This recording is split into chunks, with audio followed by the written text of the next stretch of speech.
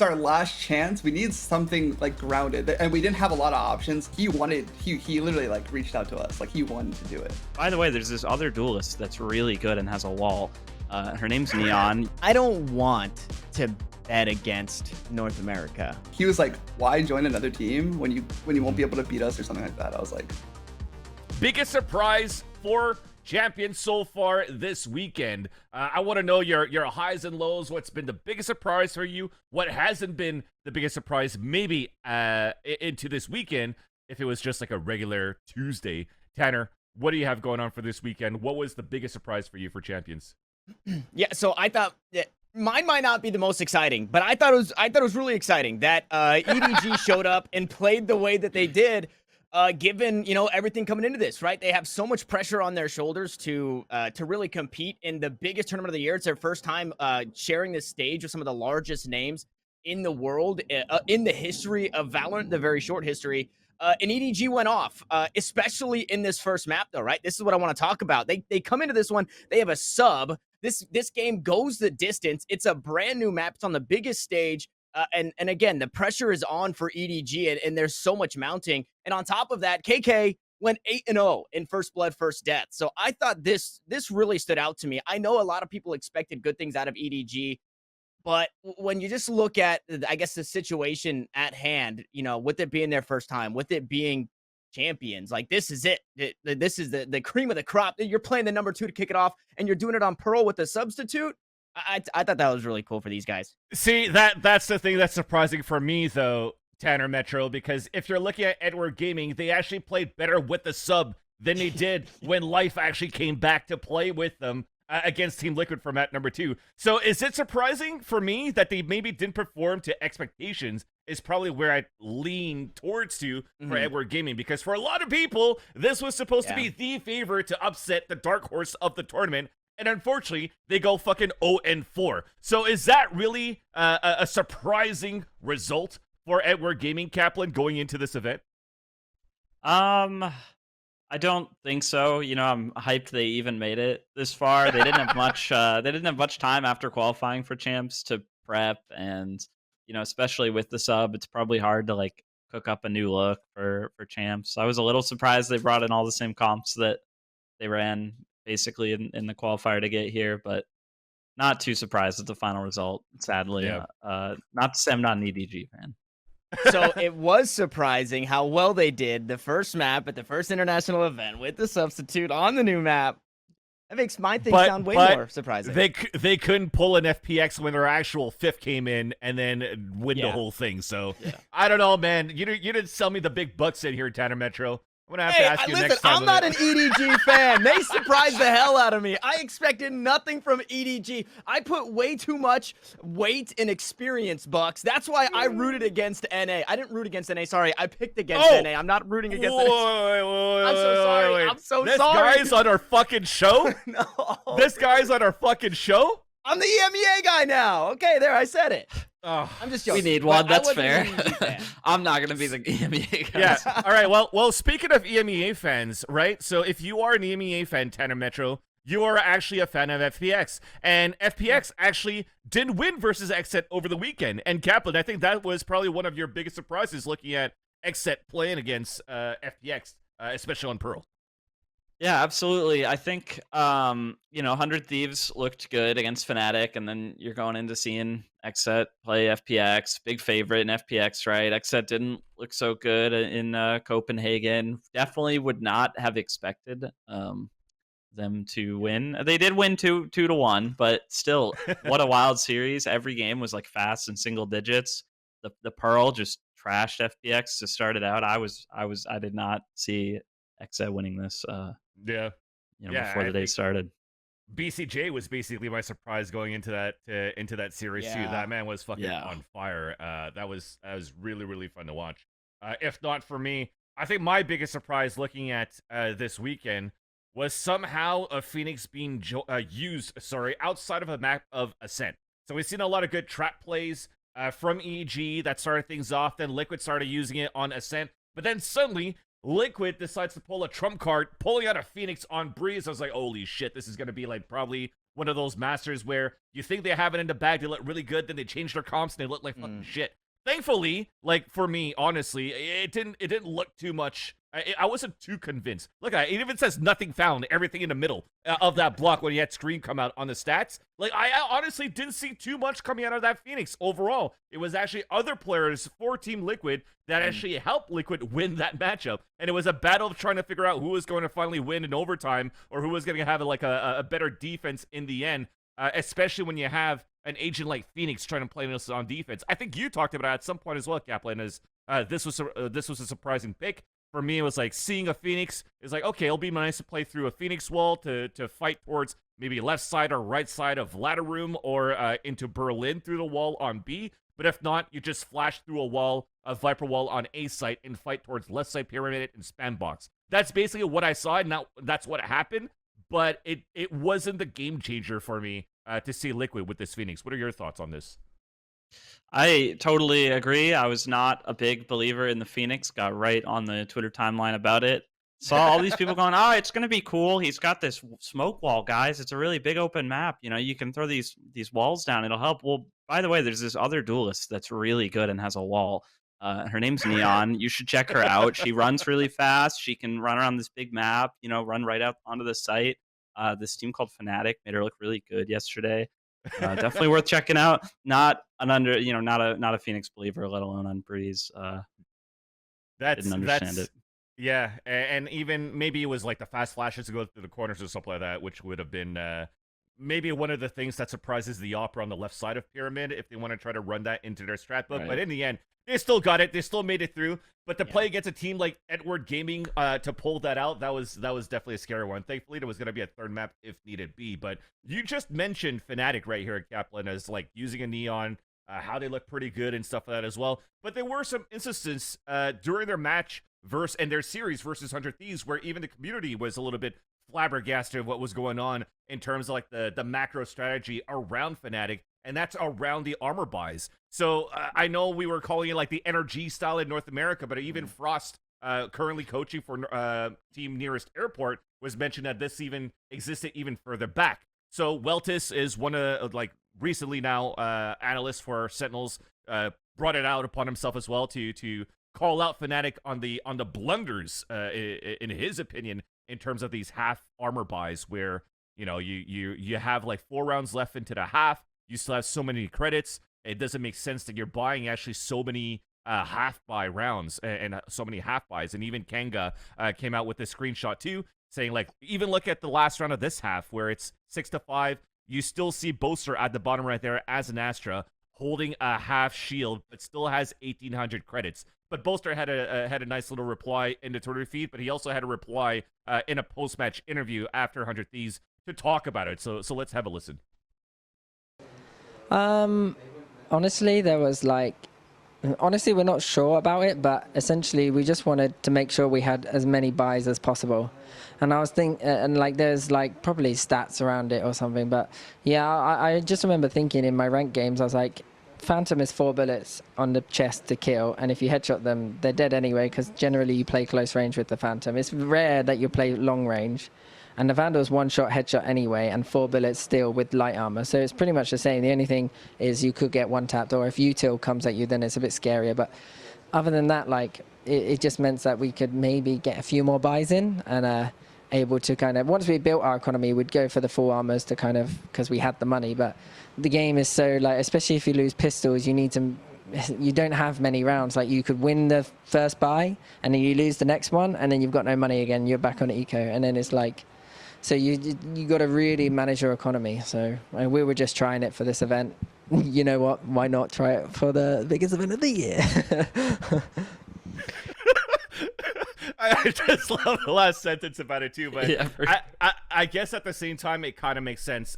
Daniel, do you mind just pulling out that scoreboard about the economy, about the Fnatic versus 100 Thieves, so that we could actually talk about it a little bit more too, and have your thoughts, Kaplan, in terms of this half armor buy? Because Boaster talks about it, especially when you lose pistol, it gets really hard to like try to roll your economy And if you're looking at it from the economy's perspective out of this match, this is their first map on Pearl when they played against 100 Thieves here, and Fnatic lost both pistols. But if you look at the bottom half, the bottom of the economy, there's like 8 rounds in a row where, you know, they've only ecoed once, basically, that $1 sign that came into the second round where they were trailing from behind. So for them, it gives this some sort of an advantage to have more rifles within the games, or even more utility when you think about how expensive the initiator utility could be.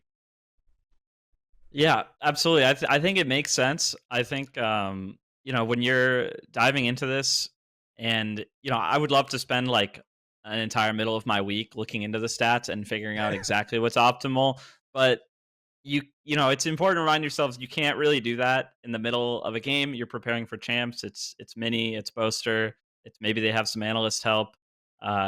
They certainly do. Sorry. Yeah, I think it's tough to perfectly execute it, and it's easy to hindsight and be like, well, actually, you should have full bot this round because you only had X amounts of rounds left. You can see looking at the bank there that it didn't look like they overpiled money up too much, and I think the idea is there, and perfect execution is pretty impossible when you're an IGL in the middle of a server thinking about 15 other things in every freeze time.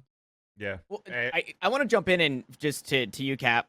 Don't you feel that Boaster even said in that interview that he was doing, well, if some utility gets tossed at you, then it kind of gets scary. Like, I feel like that's the running joke with Valorant, that utility isn't supposed to do everything, but utility really is everything, right? So if you're 125 health, you're probably playing against an Astra, you're probably playing against a Viper. Now you're vulnerable from 2 of those abilities, and now the 4 shots from the Phantom becomes 2 body shots, or same thing with the Vandal, right? It's like, I feel like the amount of utility in Valorant should be enough to sway you away from, you know, being okay to have 25 less health. Yeah. It's also, if you're playing, as Boaster has mentioned, you're playing close range with the Phantom as well, and you're basically bursting that a little bit more than tapping with the Vandal, then you could actually bring a little bit more out of it too, but the utility is still important. I think I actually even reached out to Josh RT, the head coach of Energy, to see his thoughts, because, you know, when I mentioned it, like, Energy was the first one in North America where we're like, holy shit, they're doing it half buys all the time, what the fuck's going on? So then Josh RT said, the half armor gives you more money to rebuy. Basically, I'll paraphrase it a bit, right? So you get 600 extra credits, and it's basically the same train of thought as what Boaster was saying. You could get more gun rounds within the half, but as if you look in the middle of the paragraph, he's now talking about 50-50 chances if you're going to go with, you know, gun rounds versus gun rounds, or worse, 40 to 60% in terms of win ratio if you're actually going for a full eco, etc. and etc. So that said, just looking at those numbers and the way that he's trying to explain it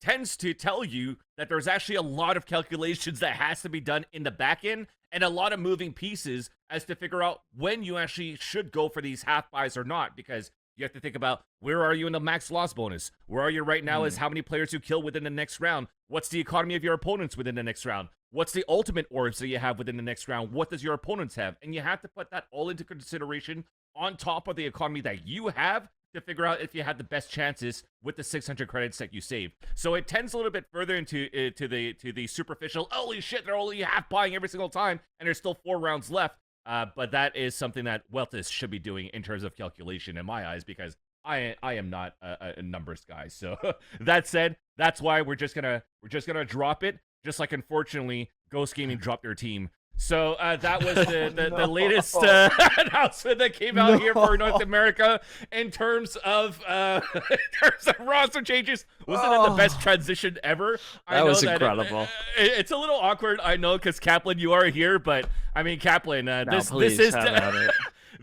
is definitely sad news, of course, because for me, like, looking at you guys, it's like, I mean, I had you guys going into the group stages anyways, qualifying from the open bracket and or open qualifiers, and nobody wanted to believe me. And then you guys brought some awesome fucking shit to the table going into the main group stages. And then after seeing that you didn't make it into the partnership program, but that potentially you would still stick together and that Ghost would still stay within the scene after everything that was announced in the tier 2 scene, was that surprising to you? Because it almost felt like when we had these conversations that, you know, it was greener pastures going into the tier 2 scene.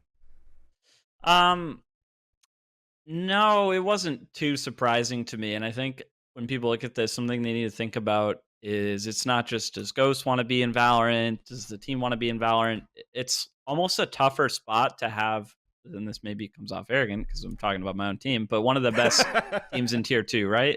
Because you got to look at your roster and think how much of this roster is going to try to get into a partnered team, or is a partnered team going to try to grab them? How much is this roster going to cost? If they're top 1, 2, 3 tier 2 teams, and I can't blame Ghost there. It's definitely something to understand. Is like we would have been a very expensive tier 2 team, I imagine, and I think it would have been hard to keep the core of the team probably even together because there's just a lot of talent that belongs in the partnered league. Yeah, that's a sad part here, Kaplan, because if and also Tanner, I want to know your thoughts too, because after that tweet that we just saw here from Nismo saying that he's Ghost is letting him explore different opportunities, different teams if the offer's on the table. It means to me that this core team that was looking so awesome during the group stages for North America Stage 2 is not going to be sticking together moving forward. Yeah, that was my initial thought when I saw it like that. That's why I even made a tweet, right? I hope that this team stays together and just continues to play it out, right? Because you have these, obviously Nerf Street's a little bit longer, but you have these 50Ks that pop up. You've got the 10Ks, the 15Ks, whatever they are. And we just talked to Anderson about it the other day, right? And when he said, his team's breaking up, or even when like Nearest Airport want to go their separate ways, or Dark Zero, whatever it was, he said like, hey, we stuck together because we get along well. We love each other as people. We want to keep competing. And Ghost Gaming, obviously, I don't know the ins and outs, Cap. Maybe you know a bit more of what's going on there, but I feel like there should be a fire kind of lit under your ass right now to want to keep competing, especially as a 5, because, well, maybe that's just, I don't know. It's so difficult because I think about it like caster brain. I'm like, being picked up as a solo caster kind of sucks because then they have to take a chance on you working with somebody new. But, these pro teams, they don't care, right? I don't know if, the TSM makes into the partnership program, they might just be looking for 1 or 2 and pick up the Nismos and the Koalas and not look for a full 5. So, yeah, I really feel like, I don't know, it's a dog-eat-dog world, and it does seem like they kind of are just looking out for themselves. For sure. Anything to add, Kaplan? Yeah, no, I mean, I think obviously the team is all confident in the team. Like we've done a lot together, and we absolutely love being a team together. The Discord's still active here and there, the group text here and there. Still enjoying looking at VLR and seeing Ghostbusters 5th in NA. I think it's definitely believable that we could compete in things together, and it's believable, although maybe not likely that the whole roster could end up under a new opportunity. We'll see. Impossible to say. I think we're all very open to it, but you got to be realistic too. And I think everybody here wants to, everybody that works their ass off in Valorant's doing it to get into the top level, which is a partnered team. And I don't think anyone on the team would hold themselves back from that opportunity. For sure. And again, my transition was a little bit, That shit was cold. It was a little bit toxic. My bad, Kaplan. My bad, Kaplan. No, I loved it. I was unfazed. Don't worry. But at least what's not toxic? It's actually the Juke.gg app, our second sponsor for the show today, of course. A big thank you to Juke.gg, where they actually have a social media platform for all you gamers out there to download on your Apple Store or your Google Play, and they actually advocate for non-toxicity onto their application. So you see a lot less posting of me on that one from time to time, if not live for Valoranting, but at least when I'm actually following my games, such as Valorant, following Champions currently, I actually have up-to-date news of what's going on as well through notifications, and I get to interact with those as well. So it's actually a pretty cool app. Make sure you guys check it out, Juke.gg, on your App Store and your Google Play. But also, speaking more realistically and not being toxic, to go back on that previous topic as well, Kaplan, I think you've been an amazing IGL and also an amazing coach for, what was it, Echo 7, before going into Ghost Gaming. What was that team name you had with Rob Wiz? Sorry? Code 7. Code 7, that's the it. The OG Stinger abusers. I was going to mention that later on. We're going to talk about crew during the Champions later on in our show, so we'll definitely have a conversation about that. But yeah, best of luck, Kaplan. I'm pretty sure you'll land on your feet in no time. Thank you very much. And speaking about landing on your feet, some players actually didn't land on anything at all when it came down to their matches during Champions. And that's Boom Esports against Crashies of Optic Gaming on Fracture. This is probably the best ace, maybe not the fastest ace that I've seen before, but the best ace that you could actually see here on LAN at a champion stage where 5 players are trying to rotate through the ropes and Crashies just literally ADSs and just taps for a 5-player ace, where I'm pretty sure we saw the clips go around as well as to the comms. Everybody was laughing around. For you guys, was it probably like the best ace that you've seen on LAN so far? Started with you, Tanner. Yeah, nothing tops this. I think nothing tops this. Oh man. Okay, I'm gonna take that back because obviously there are cooler aces out there. But the chances for this to happen, that for whatever reason, all 5 people are taking the zipline across at the same exact time, and Optic just happened to be trying to crunch towards that top side of the map, and Crashies is there. It literally is 1 in a million for chances. The timing, it worked out so perfectly. Also, nobody shot back. They Boom just kind of accepted their fates. Even though the rope's not the most accurate, you could have tried to do something. I don't know. I think that was really cool. That is, by the chances alone, one of the best aces I think we've seen at LAN. Especially if you're actually fucking 5 players on ropes. Yeah, with like a you gun don't round. have one person just staying on the other side. I don't know if these guys ever seen fucking Icebox, a site, but you could actually get some good headshots going through that shit. So maybe, I don't fucking know, but I mean, we had some fun reactions going at it and watching it. I'm pretty sure the casters did as well when you were listening to any actually casters from any region throughout the Ace. But I think one of the hypest ones outside of the ones that I heard from North America was for sure the Korean casters. So let's have a listen to their hypeness. 이런 더블 플레이가 좋아요. 근데 이거 지금 기다리고 있어요. 너무나 적적 타잡습니다. 에이스입니다. 아니 이제 가을 추수의 계절. If I did that shit during a broadcast, Reddit would be like, why is he always screaming? Why is he always screaming? This guy's a fucking shit caster. And then you have one person be like, yo, but Van Silly's been casting for 20 years in esports. But then everybody else would reply, but who cares? He's hyping up for no reason. They're on a rope. They could have just died. Why? And that's probably the clip that's going to go right now to be like, why is Van Silly yelling all the time on fucking Valoranting? But these type of plays, to me, should be one of those moments where we actually should have, you know, the CSGO style graffitis in Valorant. And we actually ran a poll as well for Valoranting on our socials. You guys could follow us on Valoranting and also, of course, on youtube.com/Valoranting. Why don't you follow us on TikTok at the same time, Valoranting_DNP.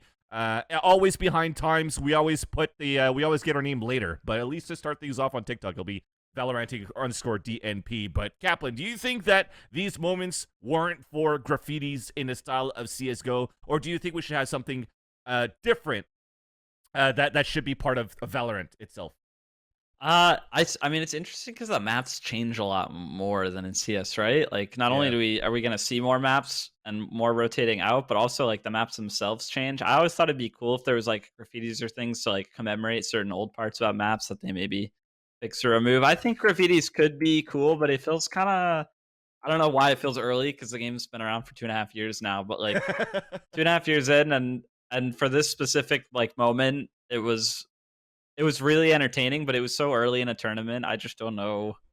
I don't know if we have the criteria for what's memorable. It wasn't impactful. Yeah. Thoughts, Tanner? Like, maybe not on that plane itself, but like just graffitis in general. Should it be in?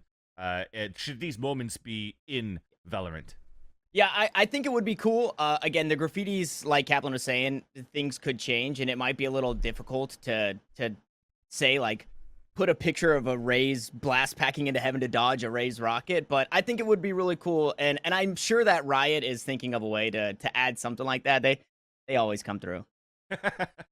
Yeah, well, at least the casters are screaming a lot about that, about the rappel of the 5 players from Boom Esports going through Fracture, but you know who else is screaming throughout that whole weekend? A lot of the players on the toilet seat, because apparently somehow in Istanbul there's a stomach flu going around and everybody's fucking getting sick and getting diarrhea on the toilet seats, so they're having a battle themselves with their bathrooms. And of course, joking aside, one of the most serious cases being artists going to the hospital but then coming back somehow in map 2 and just fucking dominating in the second map on Fracture, playing what was it, Chamber against Exit. Chamber, yeah. That was pretty fucking sick. But speaking about sickness again, it seems as though there's something rampant that's been going on, maybe in something in the food that they eat.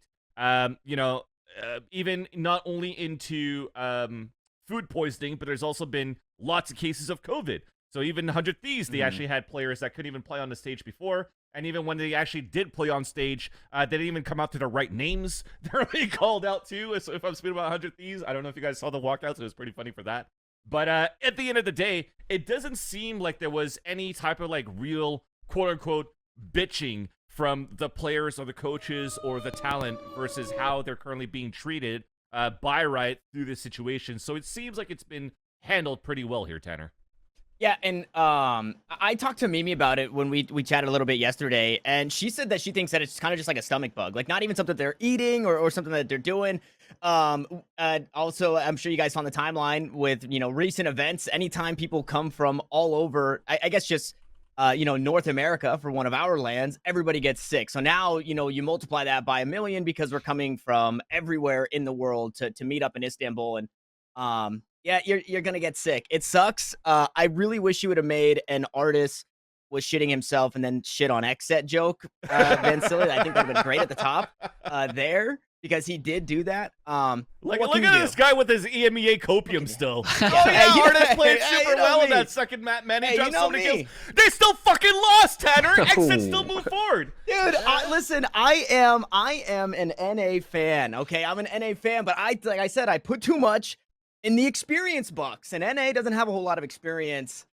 I am happy for Chad, NA. I think this guy's fucking capping because come on, guys, come on. It's not Kaplan. It's me. Tanner you guys that's know me. capping. Like 20 minutes ago with a clip, it said that you were a fucking EMEA fan. Look at this guy just fucking flip-flopping like a fucking fish. We need an EMEA fan on the show. I think Tanner's taking a bullet for us, being Okay, you that know guy. what? Okay, fine. Let's give him the yeah, whatever. I don't give a fuck. You know who else doesn't give a fuck about the stomach bug? It's also Alphayer because he seemed to be unflustered at all during the interview with the rest of the team when they were actually talking in their post-match interview, because apparently everybody got hit by it but him. So let's have a listen. Well, Everyone's fine today, right? no, I've still got a bit of a tummy ache. I can't lie. After this game, I went to the toilet. Bro, I don't know. I think I'm the last one who didn't have it. Last man standing. Yeah, Dirk is the last one standing. Yeah. Alphayer is immune to it somehow. Well, he's Turkish. Because he's Turkish, maybe? I thought he had it today, man. Have you had No. the stomach ache? Maybe he's on air condition. I don't think so, Oh, okay. because I think he I had it, wake up guys. and I'm feeling blank. I I'm think he had freezing. it. Okay. So no, I think it's just one of those things that it's not something that we can focus on, and it's not something that we can like let kind of be an excuse for performances that we're not happy with. Everyone's got to go through it. Like everyone's dealing with it. So we're just gonna kind of work with it and just see what happens.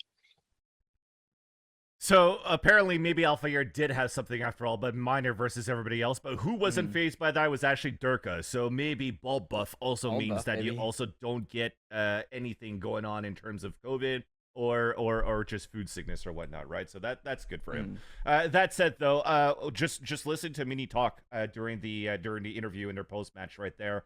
I guess it was after that Furious series, which was pretty intense, which we'll talk about later on in the show. But you've mentioned it before, Kaplan, where going into this event, Fnatic actually does have a little bit more than just Mini to support the team. It's actually somebody that has been working with one of the players in the past, if I'm not mistaken. That said, let's have a talk about that. Does more coaches equal better results? Because even if you're looking at maybe VLR or anything that's going on being announced, such as like a team like DRX, they currently have like 4 coaches in their roster right now. When DRX actually won their series, there's like 18 guys that walked into the stage with them to just high fives and hug each other and do the owner impersonation of, yeah, you guys know what I'm talking about when I'm just grunting and heaving on the microphone while you're reading through all this. But yes, there's definitely a lot of coaches that have been coming out, assistant coaches that have been picked up last minute as well to prepare and help some teams play during the Champions games. And I want to know if this is this an issue of maybe too many cooks in the kitchen to look at, for example, Fnatic's results?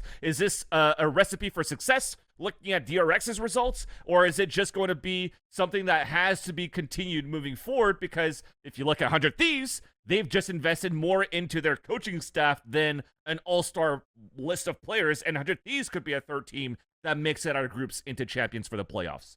Mm-hmm. So, yeah, so based on that, Kaplan, do you think it's just like too many people? Is this a good thing, a bad thing? I think it can't. If it's too many cooks in the kitchen, if it's a bad thing, that's the fault of the head coach, right? Like, there's some head coaches out there who don't need much help. They have a ton of it under control themselves. Maybe with the IGL, there's other head coaches that probably need a lot of help, and they have a lot. If you're a head coach and you bring in a bunch of help, and then it takes you off track, that's a problem of how much you place your trust or how much you directed people. It can't hurt as long as you handle it correctly. That's the way I see it. Well, so go ahead, Tanner. Go ahead, Tanner. I was just say, how would you go through in that scenario? Like, if you as a head coach are looking for more work, right? I feel like you mentioned trust. There's got to be so much, right? That like the ability to be on the same page as your other coaches. How do you find that? Because I feel like if you give somebody a job and they're going at the job not in the same mind that you would go at that, and then they come back to you and you're just like, well, shit, I have to do this all over again, right? How do you go about finding people that are like-minded about the game, perfectly? I feel like that is the one thing that escapes every good team or every good coaching staff. How do you find that, Cap? I think you have to know how to ask the right questions when you look for staff. Like, two things to look out for is when Chet was looking for an analyst, he gave analysts specific tasks to do, basically notes on certain games to fill out and then hand to him as an application process. Obviously, he's doing that because I'm making the assumption, but I'm confident in it, that Chet has watched those games. He knows what good notes would say. He knows what to look out for. So it's basically just a test. And then the case of Mini grabbing help, he said he specifically wanted people to show him comps and game plans, and then he can just look through it. And if he has confidence in his own views, he can basically see, does this make sense as a lineup with my philosophy about the game or not, right? Like, just making sure the people you work with can keep up with you when you discuss the game and so on. And I think they both set examples of how you can do that.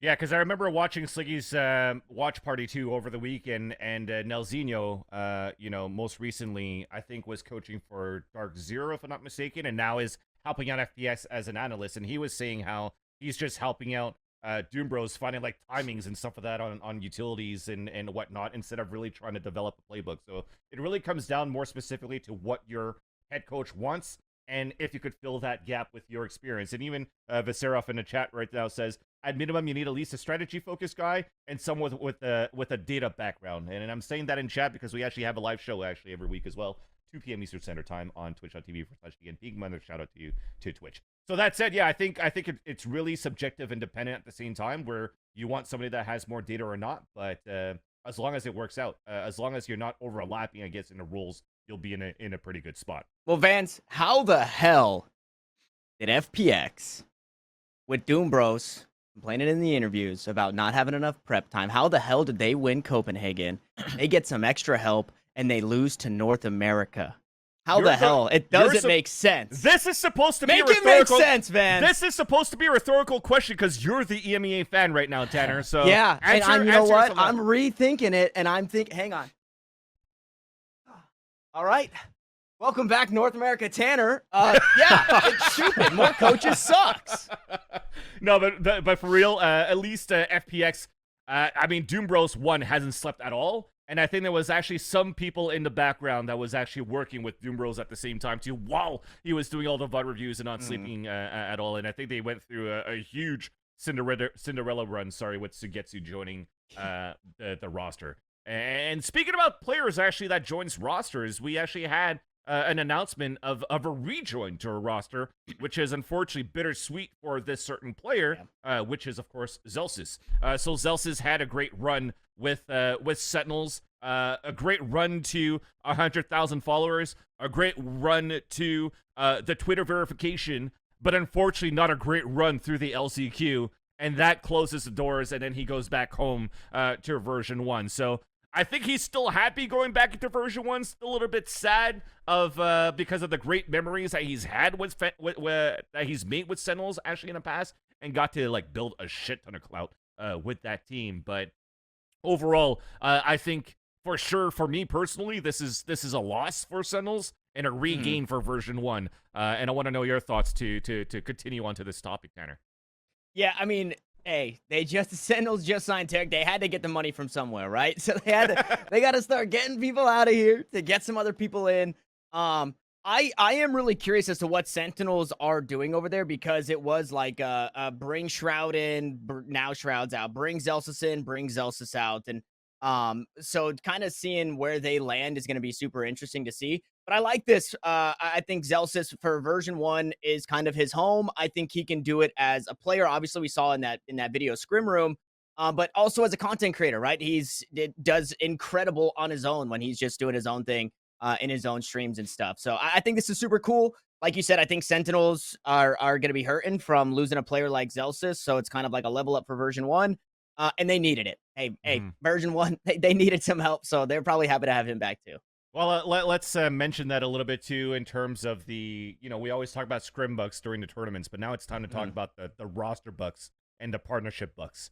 Kaplan, what the fuck's going on in the back end? Well, in the back scene, because version 1, are they going into the next stages of the partnership program? Has that been announced yet? Probably not. So if Zellsis is going back to version 1, what is going to be that roster?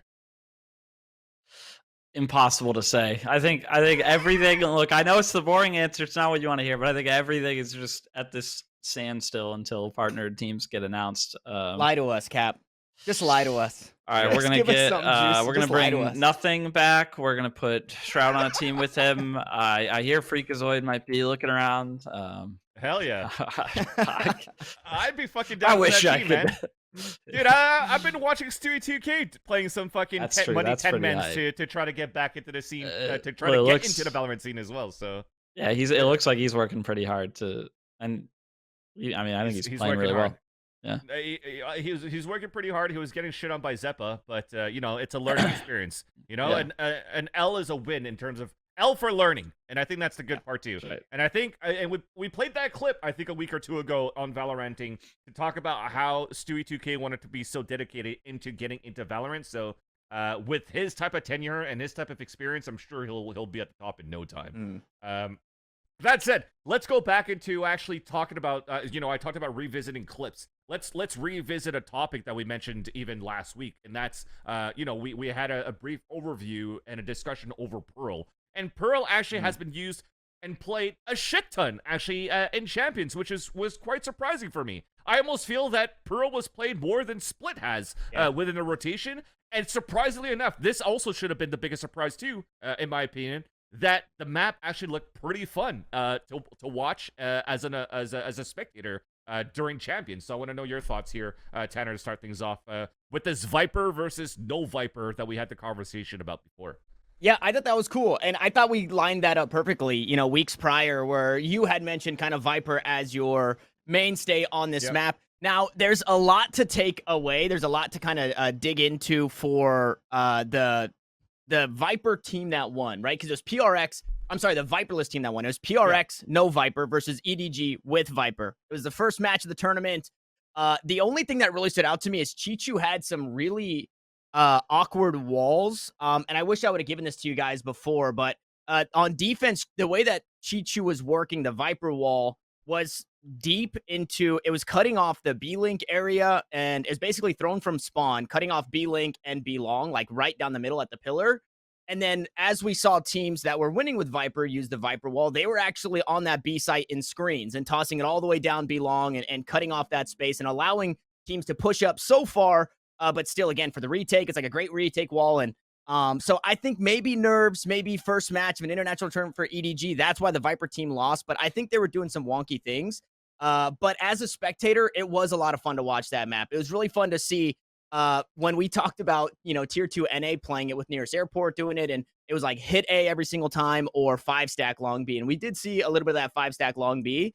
But a team's working mid a whole lot more. Their protocols out towards mid I thought looked really good.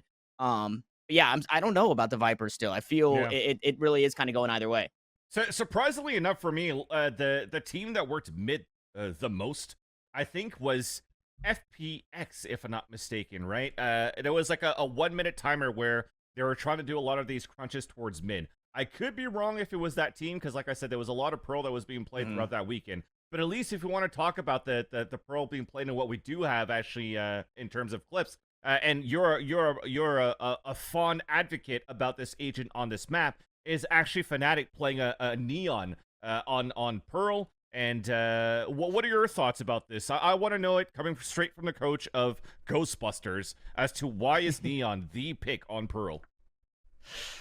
Okay, so I think you either got to run Viper or Neon for sure. There's just these long areas toward B, and like Tanner mentioned, especially the cross into kind of the back halls elbow area of B, you really need some coverage there.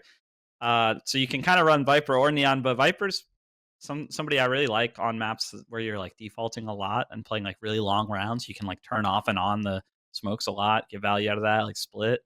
And I think that when you deep dive into Pearl, I'll save the chat the boredom, but the map ends up playing a lot more aggressive than I think people would first think, and Neon's perfect for that. The stuns are great with how tight the map is. You can really just commit to certain sites and rushing them, and then you still get that smoke to cross into places like B on Neon, so it kind of frees up an extra slot in the comp. It's a personal reason I'm a big believer in Neon. I think she's a great pick, but I think if you're gonna run Neon, you ought to not run the Viper and enjoy running a second initiator like we see Fnatic doing here. Yeah, because I guess you were talking about the long corridor where the fast lane would basically help you plant those longer areas if you want to go for B, but of course being able to split sites on your hits on A as well, which Viper could definitely do. But I think at least a good idea. I guess we'll talk about it a little bit later. I want to dive deeper into that, especially when we talk about FPX. Actually, no, let's talk about it, because FPX did try to do that or to counter this Neon on against Exit in their series, because Zekin was playing a Neon, right? And for me, Cypher seemed to be the perfect counter into an agent like Neon, because the trips, of course, would block her into her quick dashes into the site. But the cameras could also be something that could be very, very useful, where you don't have a Viper to play like one ways or something like that on defense. So what are your thoughts? How did Exet still were able to beat a team like FPX that seemed to be very prepared for to play against Neon? I'll say it straight. I don't understand what FPX was doing, and it didn't look as prepared as I would have. I think if you're going to put artists on Cypher instead of a map where it's just like no-brainer chambers really strong, it better look super prepared. And I didn't love it. There's not really any trips that are too strong toward holding B. Cypher looks a lot more comfortable in A, but they started him B that half on defense there. There were some rounds where he was just kind of like running around placing trips after the round started in a way that looked uncomfortable to me. He's playing B-Link with the Raze and a bunch of trips. He's got these like awkward one-ways on B-Long that, he's trying to play with a Vandal. I'm a big believer in Xset's comp. Ghostbusters also run it, but kind of irrelevant to that, I felt that FPX did not look remotely as prepared on the map as I would have expected, considering they didn't have an LCQ they had to play in or anything. They had plenty of time to prep the map, just like Xset. It almost felt that if Artis was playing with Zipan on the same side on B-Link, was eventually to have one of those trap plays that, even Jink kind of did when PRX was able to get a ping off towards Long and you get a showstopper from B-Link into B-Long. But that is one of those trap plays where it never really happened when BCJ and Zekin were popping off the way that they did. Yeah. But yeah, I want to know, moving forward into Pearl, was there any type of composition that was going to be like, okay, we've seen so many variations of it, which one is the best pick out of the ones that we've currently seen throughout the weekend? And I'm putting guys on the spot right now, but let me know, Tanner. What is it? The no Viper way, the way to play in your eyes? So I, again, looking back when I was kind of scrubbing through the EDG VOD and just seeing how they were playing that Viper each and every round, I don't feel like they got the most out of it. The attacking side, it was always, a wall, across B. One time, I think we saw a wall, but they had to like sneak their way into the defender side and spawn, and then they were able to wall off flowers and that secret area. I think EDG just didn't play the Viper to its fullest potential, or didn't really come in with the best game plan as to how to attack or even defend with the Viper, because again, I think the walls were fairly weak there. I do think the Viper is good, but like Cap was saying, right, you don't really need to double down on your walls, your fast lane, and your toxic screen, and which I think we saw. Was it not? Who was it? It was 100 Thieves that ran. Did 100 Thieves run the Raze with the Viper and ended up picking up that win? So like, I think that is fine, right? The Raze with the Viper or the Neon with the double initiator. I think both look good. I would like to see more Viper though, just to get a better idea of how teams are actually using this agent specifically, because it can sometimes either go incredibly one-sided and only look to be useful out towards this B site, but I think our sample size is a little small on that. Yeah. Well, I'm sure that we're going to be able to get a bigger sample size as soon as Champions resume tomorrow, especially once we get into a rematch of Fnatic against 100 Thieves. I wouldn't be surprised if we see more Pearl in that series and teams continuing to adapt and see who continues to one-up each other to finally figure out which is going to be the best comp. That's going to be the mainstay that we're probably going to use here for Pearl. That said, though, I think that's going to finish up our segments for the rapid fires, because we actually have somebody in the trenches getting ready to come on and talk to us very soon after the break, and that's going to be Rawkus, the head coach of Team Sentinels, coming up right after that. But before, one more quick shout out and big thanks to Twitch.tv for sponsoring our show for today as well. This is now 1 month. We are so fucking rich right now, and I could continue to phase up in all of these jerseys. So thank you so much, Twitch, for the monies, and we'll see you all after the break.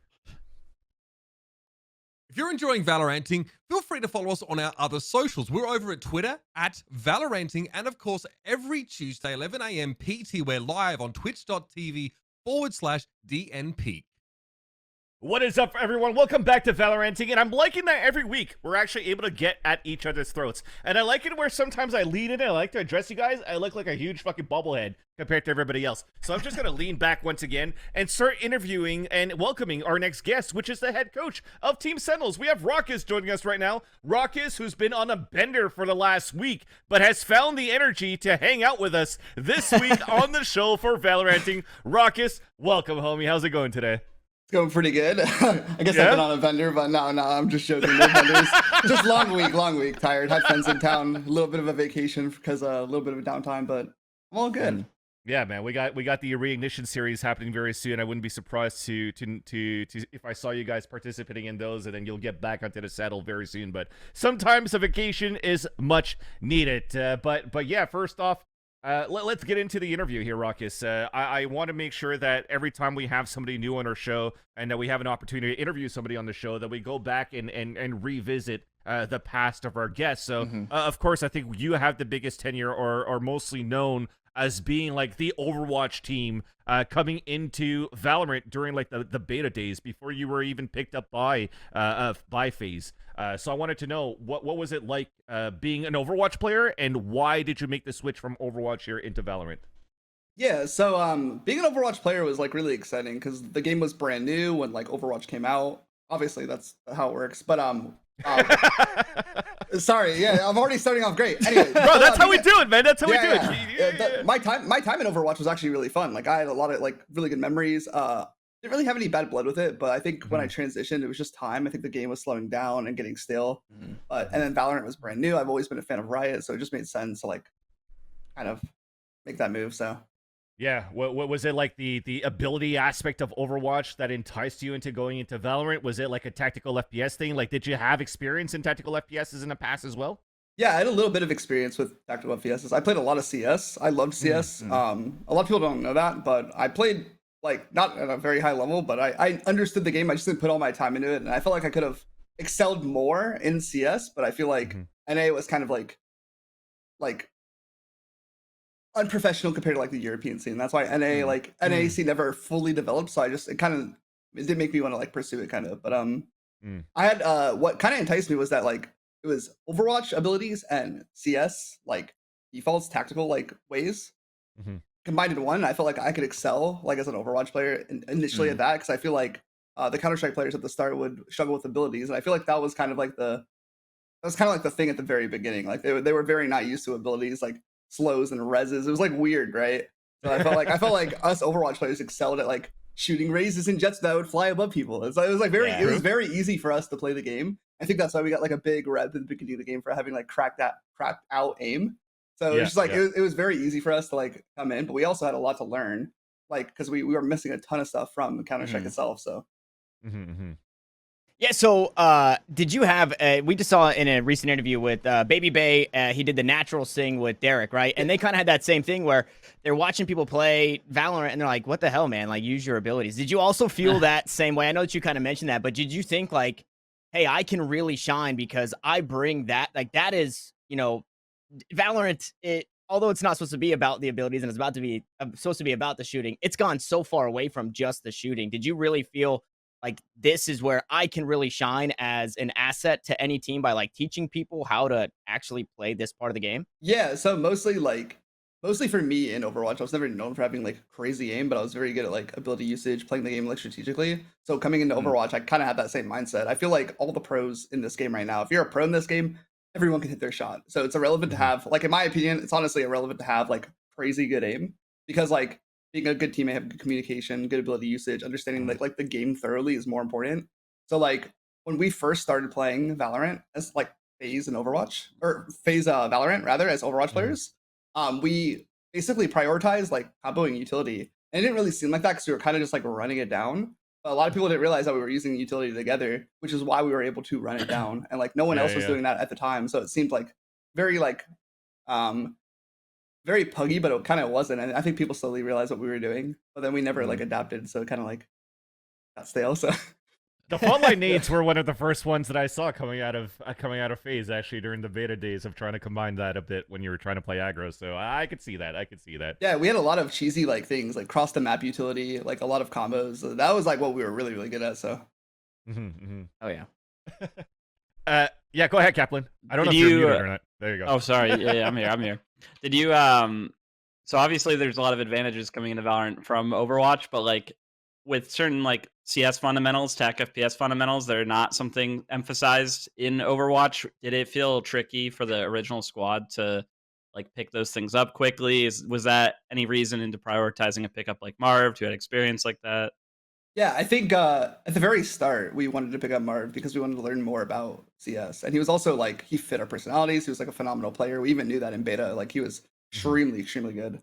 But I think what like kind of like kept us, I guess, like lacking the top like top 3, top 4, top 5 was that we never had like an official IGL. No one really wanted like an IGL at the time, so it was hard to like get us all on the same page when everyone had such different ways of viewing the game and playing the game. Like I wasn't gonna play like Baby Bay, and Corey wasn't gonna play like Zachary or Mark. You know what I mean? So it's like very hard to like put that all together. And I think like if we were to have like an IGL that came from CS with a tactical like mindset, and that guy who has the experience, probably would have like been a way different view, I guess, of the game at the time. But yeah.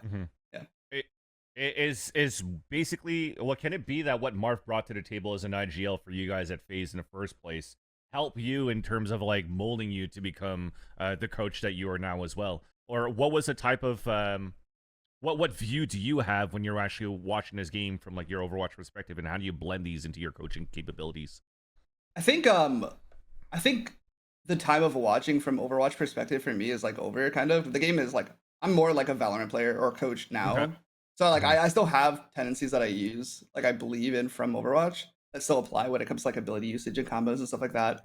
And like being the most like using the littlest util to take the most space, or like using the littlest info to like fake out. Like I always try to think about the game that way in a sense. But I think more so now I'm just like focusing on like Valorant itself. I've learned like way too much to like think about the game from an Overwatch perspective. But I think at the current time in the beginning of the game, it helped me a lot.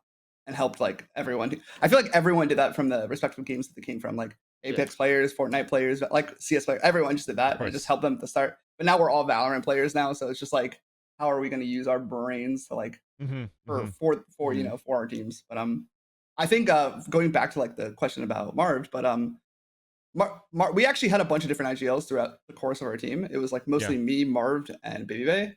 It wasn't one solidified one, but it was like spurts where we had one for like 2 months and then another one for like 2 months. It was like very weird. There was times where we had 2 at the same time.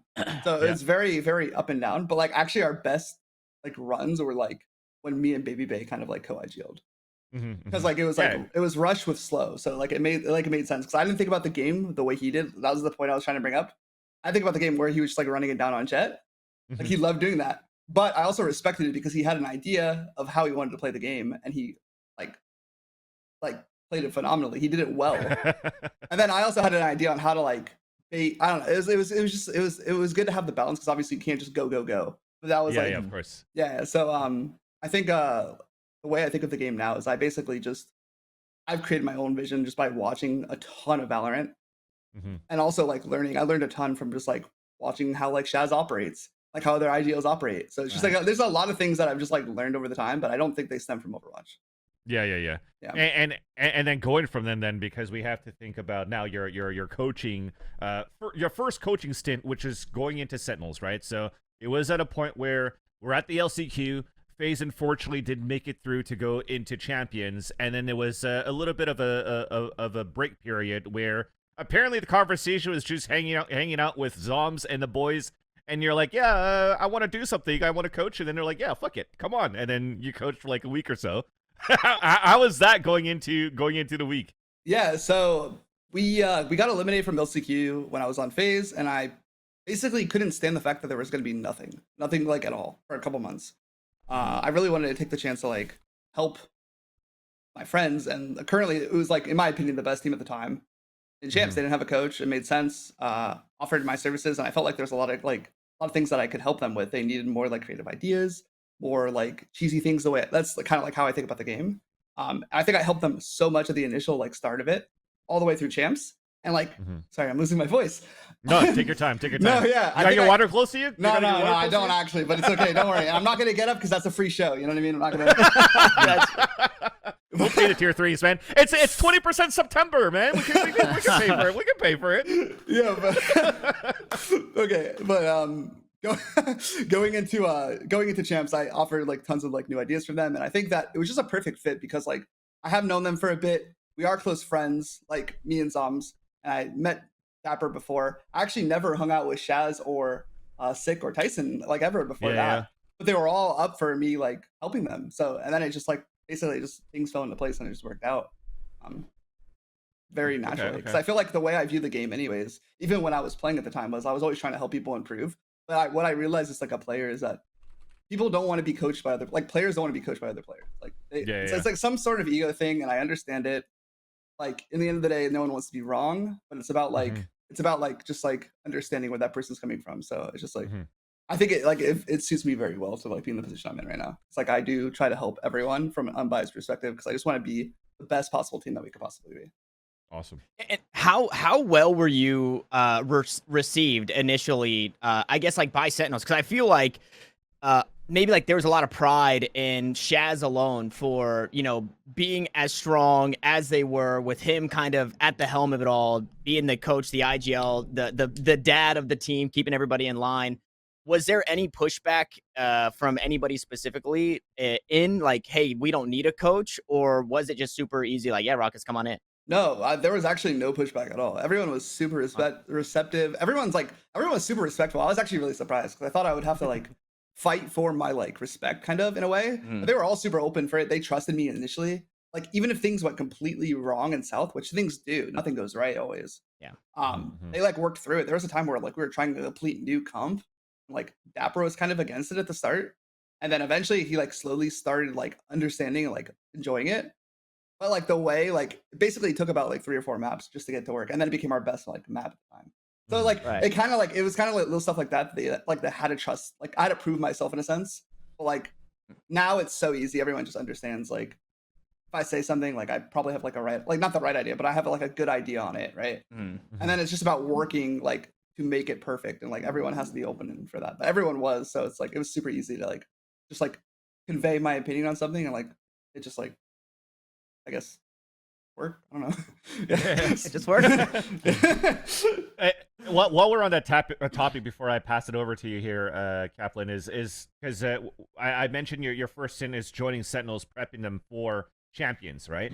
But I do remember, and correct me if I'm wrong, but I do remember that you were tweeting it out at some point, or you mentioned it, that it was only going to be for a short stint to help them out during Champions because you, like you said, you didn't want to have nothing to do during that time, right? Yeah. And then after Champions, your goal was to actually potentially go back into playing the pro scene.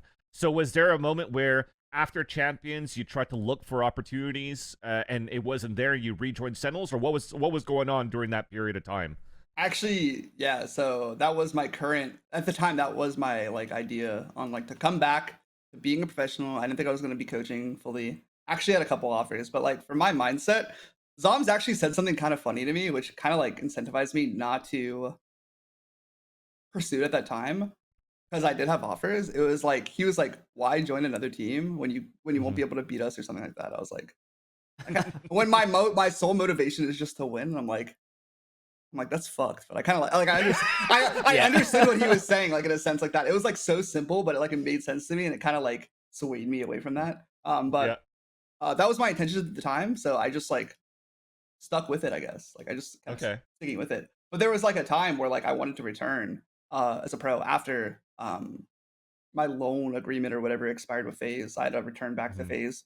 I had actually a couple opportunities to come back, like to FaZe, but I decided not to for like just personal reasons and whatnot. Nothing like with them, but I just think that like this team with the people that are surrounded and the company itself, it's just like a really good environment for me and like everyone else to flourish. Like we're just like we're all like in very good mindsets, and we all want to work really hard, and the company and the org behind it like backs us fully. It's like honestly the best like environment I've ever been a part of. Like genuinely, they back you for sure, man. I see all those fucking Rolex pictures. Oh no, I actually. You're trying to get me with that one, but I actually don't. I don't do esports for the money at all. I do it solely because I just love competing. I love competition. It's like one of my biggest motivating factors in like the world. I just love competition itself, and I've been a part of companies or maybe organizations that haven't had this much passion or like baggage for their players and like their like team. This is like by far the most perfect environment I could ever be a part of. I think everyone else on the team agrees with that. Like hell yeah. Having like owners and like staff completely invested into the scene, it's just like something very unique. A lot of teams like struggle with that, like in my opinion. So I think like it's just like, I don't know, I just don't want to take anything for granted and just like put all my effort into it. So for sure. Well, you guys are fucking monopolizing Valorant, right? You're grabbing all the best players, you're grabbing all the best content creators, whatever it is. So yeah, I think that like speaks perfectly to how invested Sentinels are to this scene and making it grow. So I think that's super cool for you guys. How I look at Sentinels is the optic of Valorant for like COD, if that makes sense. Like Optic has COD and Sentinels have Valorant, and that's like there's no comparison. It's just that's it. Yeah. I love that because I love how invested they are into it. It just makes everyone want to work harder. For sure. Because like if you don't work harder, then you're just gonna be replaced. It's just the nature of competitive like gaming, right? Or competitive like sports. You just have to. Everyone has to put in the effort. So. For sure. Yeah. So you were talking a bit about like trying to comp, how it took a few maps to get like Dapper, for example, to buy into it. I want to jump into an in-game question. In LCQ, you guys got pretty experimental with like the triple initiator on like Breeze, on Haven. Maps people weren't really trying it on. In my experience, like with kind of a fresh roster like you had, I'm always torn between I feel sort of incentivized to try new things because you have this brand new roster and you're going to be behind maybe on more meta comps people played for a while, but at the same time, like taking a leap of faith with the new roster where maybe you have to work out some of the more basic team stuff, like it can be tricky to juggle those two things at once. And I'm curious what your thoughts are on the decision to do that. Yeah, we actually started off with like Chamber Duelist on pretty much. Let's see. I think there's only one map where I had the triple initiator going forward. I think that was Breeze. Yeah. So I didn't want to run. Yeah. Actually, no. I think it was every single map. I don't think we ran triple initiator on any single map to start. Gotcha. Because Breeze, we started off with Jet Chamber. Even on Ascent, we started with Jet Chamber. We wanted to experiment with that too, because I feel like a lot of teams were trying that at the start, but then eventually like swayed into something else, whether it was like Raze or I think some teams were actually playing Neon, which I don't think it was that good. And then teams ended up playing Phoenix. So it's just like people like had every different perspective on it. But I think we just came to the conclusion that like whatever map we had, like Jordan was our Raze player at the time. Whatever map we had Jordan on Raze, he felt like we could just do more with KO. It made it like we weren't running it down on the sites. Our executes were pretty like pretty like set. So like if we felt like we were gonna get stuck in a choke, for instance, we struggled a lot on Sent getting through like A main or B main with that comp. Yeah. And that was like my biggest concern. Like we actually had discussions on changing the comp like a week before us playing, but we ended up not doing it. But like every other map that we were playing, let's say it was Haven, let's say it was Breeze, we felt like we were just able to like completely use the utility that we had to get out. It wasn't like we were struggling not having a second duelist. And I know there was like an interview with FNS, not an interview, but like a watch party with FNS, and he was talking about how we didn't have like a duelist on Haven. But I think we went down that half 8-4 on defense, and then attack we like lost like 3 rounds or something. Like, Yeah, kind of the opposite. It was really like, I understand that part that he was trying to bring up, but like we felt that instead of Raze, our KO, like him playing KO was just like way better for us. We felt like we got so much value from the KO utility compared to like a Raze. That was just our opinion. And I felt Makes like, sense. yeah, our attacks were pretty solid, but our defense kind of like lackluster on certain maps. So Yeah, I feel Zellsis is like pretty widely known as one of the best KO players in general. So I feel like that kind of makes sense. How much of dealing with a relatively, well, I say relatively new team, but you had a couple of new faces on the team in that specific tournament, right? In the LCQ with Shroud coming in, Zellsis coming in. How much did you guys feel you needed to lean on comfort, right? Especially with Shroud, obviously being, the player that he is, he's relatively new to Valorant, and same with Zellsis, right? Like putting Zellsis on the KO. Did you guys feel you had to lean on comfort a little bit more? I don't feel like we actually leaned on comfort that much, because I remember when Shroud first came in, he was pretty much only comfortable on, not only comfortable, sorry, that's like a bad statement. He was most comfortable on Omen, and we actually only played Omen on one map. He actually got insanely comfortable on Brim, and that was his like least comfortable character, because it's kind of clunky if you play it a lot. It's like weird, but he got most comfortable on that character. He got really good on Viper. On Astra, he got comfortable on like, I think we didn't rely on comforts at all to the start. But what was really interesting to us was that we were like, oh, we have a Raze player now. It's like, it was very exciting because we didn't have a Raze player like leading up before that. Like we were kind of just like forcing like Jet Chamber comps, and like us playing Raze wasn't like a comfort pick. It was very anti-comfort. So like just to get a player who was flexible like that, be able to play like everything. Like he was actually the most uncomfortable on Neon. He like basically like a week up to our tournament on Fracture, he did not want to play Neon. Like he did not feel comfortable on it. But like it ended up being like pretty much one of his best performances was on Neon. Like he would like play like phenomenal on Fracture, and like it was just like little stuff like that. We didn't rely on comforts as much going forward, or sorry, going into the tournament. We kind of just said we're all Valorant players. We should be able to be adaptable. Let's just learn. It was kind of just like that mindset, and that's like always my mindset for everything. Like if you like, we are Valorant players, we should be able to play everything, and if we can't, we shouldn't be in this position. Like so based on that, because you said we're all Valorant players and we should be able to play, but technically Shroud wasn't really a Valorant player. He was streaming it a shit ton. I'll give it that, right? But he's been doing other things too. But as you've mentioned that he's most comfortable playing Omen, there was still definitely, it seems like, a lot of work to be done to be able to create the right synergy by having Mikey join the roster, by having Shroud join the roster. So in that case, how did the pick of a Shroud really happen? Was it really like, hey, let's have that like I just applied and then boom, I got in? What did you see in Shroud that was gonna help Sentinels win LCQ? I feel like a perspective that we had was there's a lot of pressure when you join this roster. Everyone's watching, and I feel like it's our last chance. We need something like grounded, and we didn't have a lot of options in my eyes to pick up for that role. And like he literally like reached out to us, like he wanted to do it. So it was like it was something that was like, this is interesting. And we also thought about like the smoke role in general is like a very like grounded role, anchored role. He's also like an experienced player, and he had like the right mindset for our team. He thinks about the game the same way like Shaz does in a sense. It just like kind of made sense. Like it was very just like he reached out and we're like, okay, like this makes sense, let's do it. And like the other options that we were considering at the time didn't really like fit what we wanted. And like I can't really get into that, but like it just worked perfectly for us. And also I think a big thing for him that he was super receptive to anyone's info. But I like try to work a lot with him because like I also played that role in the past. Like I could help him a lot with that. And that was something that we talked about before we even brought him in. Like when he reached out originally, I had like an hour-long talk with him about that. And he seemed super like invested into it. I'm like, yeah, I'll help you. I'm like, he just listened to stuff I had. I gave him a lot of stuff that I had. But like the cool thing about him is that he also like went out and like created a ton of things like for himself. Like this guy learned like the most lineups I've ever seen, like crazy lineups that haven't even been invented yet. This guy was using like these random lineups, and like I don't think he had a lot of chances to use them because like I feel like the way we were playing sometimes just didn't like. He was planning all the time. Yeah, no, I don't know if that story even got out, but like how it happened, it was actually such like a blunder. Like it was so weird because like I don't think anyone realized that he was grabbing the bomb, or like Mike wasn't grabbing the bomb, or Dapper rather wasn't grabbing the bomb, because that wasn't the intention at all. We weren't having a Viper plan. It just for some reason I feel like everyone. It was our first match, and everyone was just focused on like winning.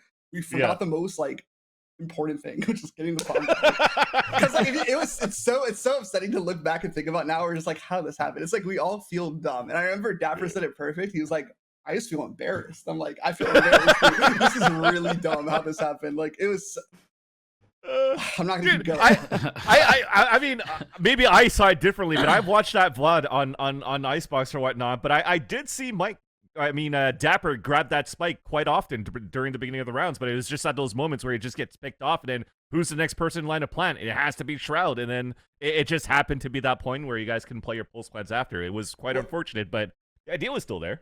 Yeah, there were some rounds. If you watch towards the end, it was so embarrassing. There was rounds where like we run up, Dapper walls, and he like thinks that he has. I saw that one. Yeah. There's like 2 or 3 of them, and I'm just like.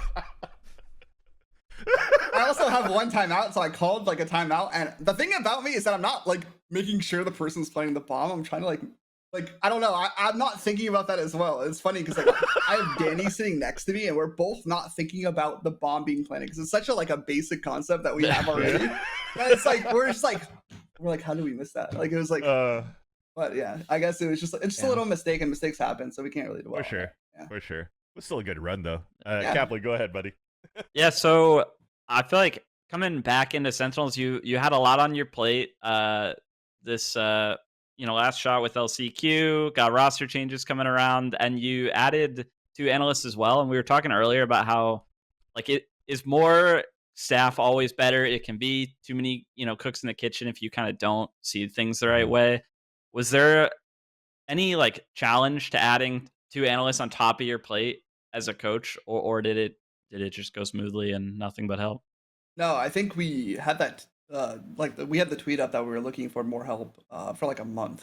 It took me like a month to find people because like I also had the same perspective as that like too many cooks in the kitchen just won't help. Like sometimes like too much help is not like good. It's just it over like too much information overload, and like sometimes the information's not good. So like I really wanted to pick like wisely on like who we needed. I think getting everyone, like getting the 2 analysts at the time, I didn't exactly know how. Well, actually I did. I didn't like it's surprised. I guess what I'm looking for, it surprised me how well it fit like quickly. Like we didn't have like any of the like the issues that you typically have. I guess I don't know what typical issues are with like too much staff, because like I've never had that problem when I was playing. Like our staff that when I was playing in Overwatch never had that problem, but like it kind of worked out perfectly. Like Danny like fit in perfectly, Weltis fit in perfectly. It just there was no like complications, I guess. So I answered that question like 3 times. No worries. No, so I want to go against and kind of like circling this LCQ and stuff. Both you and Danny, even just in general, having situations where players are out and you guys have to fill in. Did that kind of give you some extra insight on how to like quote unquote better coach this team? Actually having to play in an official with them and then realizing really how things are working inside the server. Like obviously you see it all from the coach's perspective, but did playing with them help you at all? I think playing made me realize certain people's like, I guess like communication on like how they could affect other players mid-game. Like sometimes tones can like mess with players, right? And that's the thing that I realized when I was playing, like subbing in. So like that's something that like kind of helped me coach better. I was able to work on that, and like that was like a non-issue. It was just like little stuff like that. Nothing like glaring issues, but like just like little things like that. I'm trying to think, like I thought when I was there was nothing really that like kind of like helped me understand them better, I guess, if that makes sense. I was I was gonna say, is that a and sorry to cut you off, but is that a like tones is in like the way that you're saying this about what your teammate is doing is off-putting and nobody wants to hear that, or is it like the way that you said that I couldn't really understand what you were saying? Okay, so it's some of that to that, and then it's like if someone dies, their tone on like where that person is, or like urgency, affirmation, like all that little all those little things of like just the way you communicate things affect people differently, right? So that's like stuff that I realized when I was like in the game playing with them. And like I also realized like if it affected me, it probably affects others. So I was like trying to work on it with people. So. Cool. Yeah. Okay. Let's move on as well to talk about the, of course, the partnership stuff that's happening around the corner. I know there's a lot of things that you can't talk about, probably because one, you don't know it because it's maybe behind the scenes and closed doors of a business perspective. But I'm sure you could give us some sort of comparison. I mean, he's trying. He's looking down at the screen. I just saw that light screen calling your face, Rawkus, be like, hey, here are the good questions or the good answers I could say without saying too much. Yeah. So, I'm looking at your eyes. That's going to read the script here. But no, just joking aside, what are like the major differences between like Riot and Blizzard going into like the franchising versus the partnership program that you can maybe give like pros and cons of both of these facets? Yeah, so I think, I guess like in my perspective, it's like the biggest thing that comes from like a league. I'm trying to think about Overwatch, like the open ecosystem to the closed ecosystem. And I think the biggest thing for me was like professionalism and like how people like approach each day for their job. Basically, people just like they would wake up and base their day around practice in like Overwatch League. But like before then, like that ecosystem when it was just like open, everyone pretty much could do what they want, and like it was kind of, I don't know how to explain it better than that, but like you need to be like locked into a league, in my opinion, to like be completely like invested into it. It's hard. It's not completely invested into it, but like I'm trying to think about like it's like a mentality thing. Once you're like in that league, like everything changes. You take it so much more. Not seriously. I'm butchering this. It's hard. But like there's just that it's like a level up. I guess that's the best way to explain it. There's like a level up that you get from like current Valorant, and like when franchising happens, everyone wants to win that first season. Everyone's going to try the absolute hardest. There's going to be no excuses. No one's going to like, you're not going to have that one like bad egg who's going to be like, kind of like griefing a team. People who have problems will work through them no matter what. They'll want to change. And I feel like right now there's like players in the scene that don't want to change, which is why they're like, they don't work on certain teams or they're not picked up kind of. But like those players, if they get that chance into the league, they'll change. I just already know how it is. I had teammates like that in the past. And once they got into Overwatch League, like they changed for the better. Like they just became like really good teammates. So okay, so it looks promising into the direction that we're going towards too, as well with what we have with the partnership program here for Riot, right? Yeah, I think it looks really promising. The only thing that for me that kind of is not like exciting is like how limited it is at the start. I think like there's not gonna be like that many teams, and I think what Overwatch did like good in the year 2 is they added like 6 more teams. So like I think more teams like are necessary for it to be like, I guess like I forgot who uses, but like I don't want the scene to be like kept in, like I don't want to be like a lot of people just exactly, like I want a lot of people to get in the franchising. There's a lot of good players, and I feel like there's not enough spots. That's kind of my like outlook on it right now. Okay. One more question for you. I'll ask it for Josh RT, who's asking it in the chat here. How what roles exactly did Danny and Weltis fill, like supporting you as staff? Like how do you divide them up? You know, what specific things do they do? Yeah. Weltis focused on like basically collecting data from our scrims and other teams like playing in previous tournaments and current tournament, which was LCQ at the time. He also helped us like basically he focused on like every single like any single stat that you could possibly need, whether it be like who's dying first like to an op, or who's dying first like this weird stuff, like literally any little intricate detail. He's basically just like complete stats guy and providing us like data for like things that we needed essentially. And then like Danny asserted himself in like a role where he was like also more so an assistant coach than an analyst in my perspective. And I think he like flourished on that. Danny has like a really good mind for the game. So like just to have him as an analyst, like for me, was not something I was looking for. Him coming in as like an assistant coach more so, like he kind of made himself like, he got to put himself in that perspective to be like, or not, he put himself in that position to be like a good assistant coach, and like it just like fit in perfectly. I think he just adds a ton of ton of things to like our team. I don't want to. I never really even thought about this question, so like it's like hard. It's like hard to like explain like what he does, but he does a lot like for me. Like we talk about, I could talk to everything and anything to him, and like he just understands the game from a top down level. He's also like a very like smart individual, so like it didn't make sense to not use his brain in that sense. And, like, so like if he said something to me, like he was passionate about it, I just trusted him, and like a lot of the stuff that he said like worked. He's really good at like creating like cheesy pistols. And I think that's like what helped us a lot. We had like a lot of like cheesy pistol ideas. We kind of bounce ideas off each other nonstop. So I think that like that's how the roles kind of work. So are you allowed to sprinkle in an example without giving away your strat book? Because basically what I'm asking you is to give me an example by sprinkling away your opponent's strat book. So the scenario is LCQ is fucking starting. You guys just brought in Shroud and Zellsis, and you have to win champions. You have to win LCQ to go to champions. You bring in now Danny, and then you also have Weltis helping you out. And then it's like, okay, we have to prep versus the guard. What are one of the things that those each one of those people from your staff brought to the table for you to prep into a certain round versus the guard? Yeah, so okay. So it was hard for us, it's hard to prep for a team that hasn't played in a month. We're basically like looking at it from everything that they had at the past, like in the past, they could have changed. We also looked into it, and like when we played them, basically everything was the same besides like their icebox comp.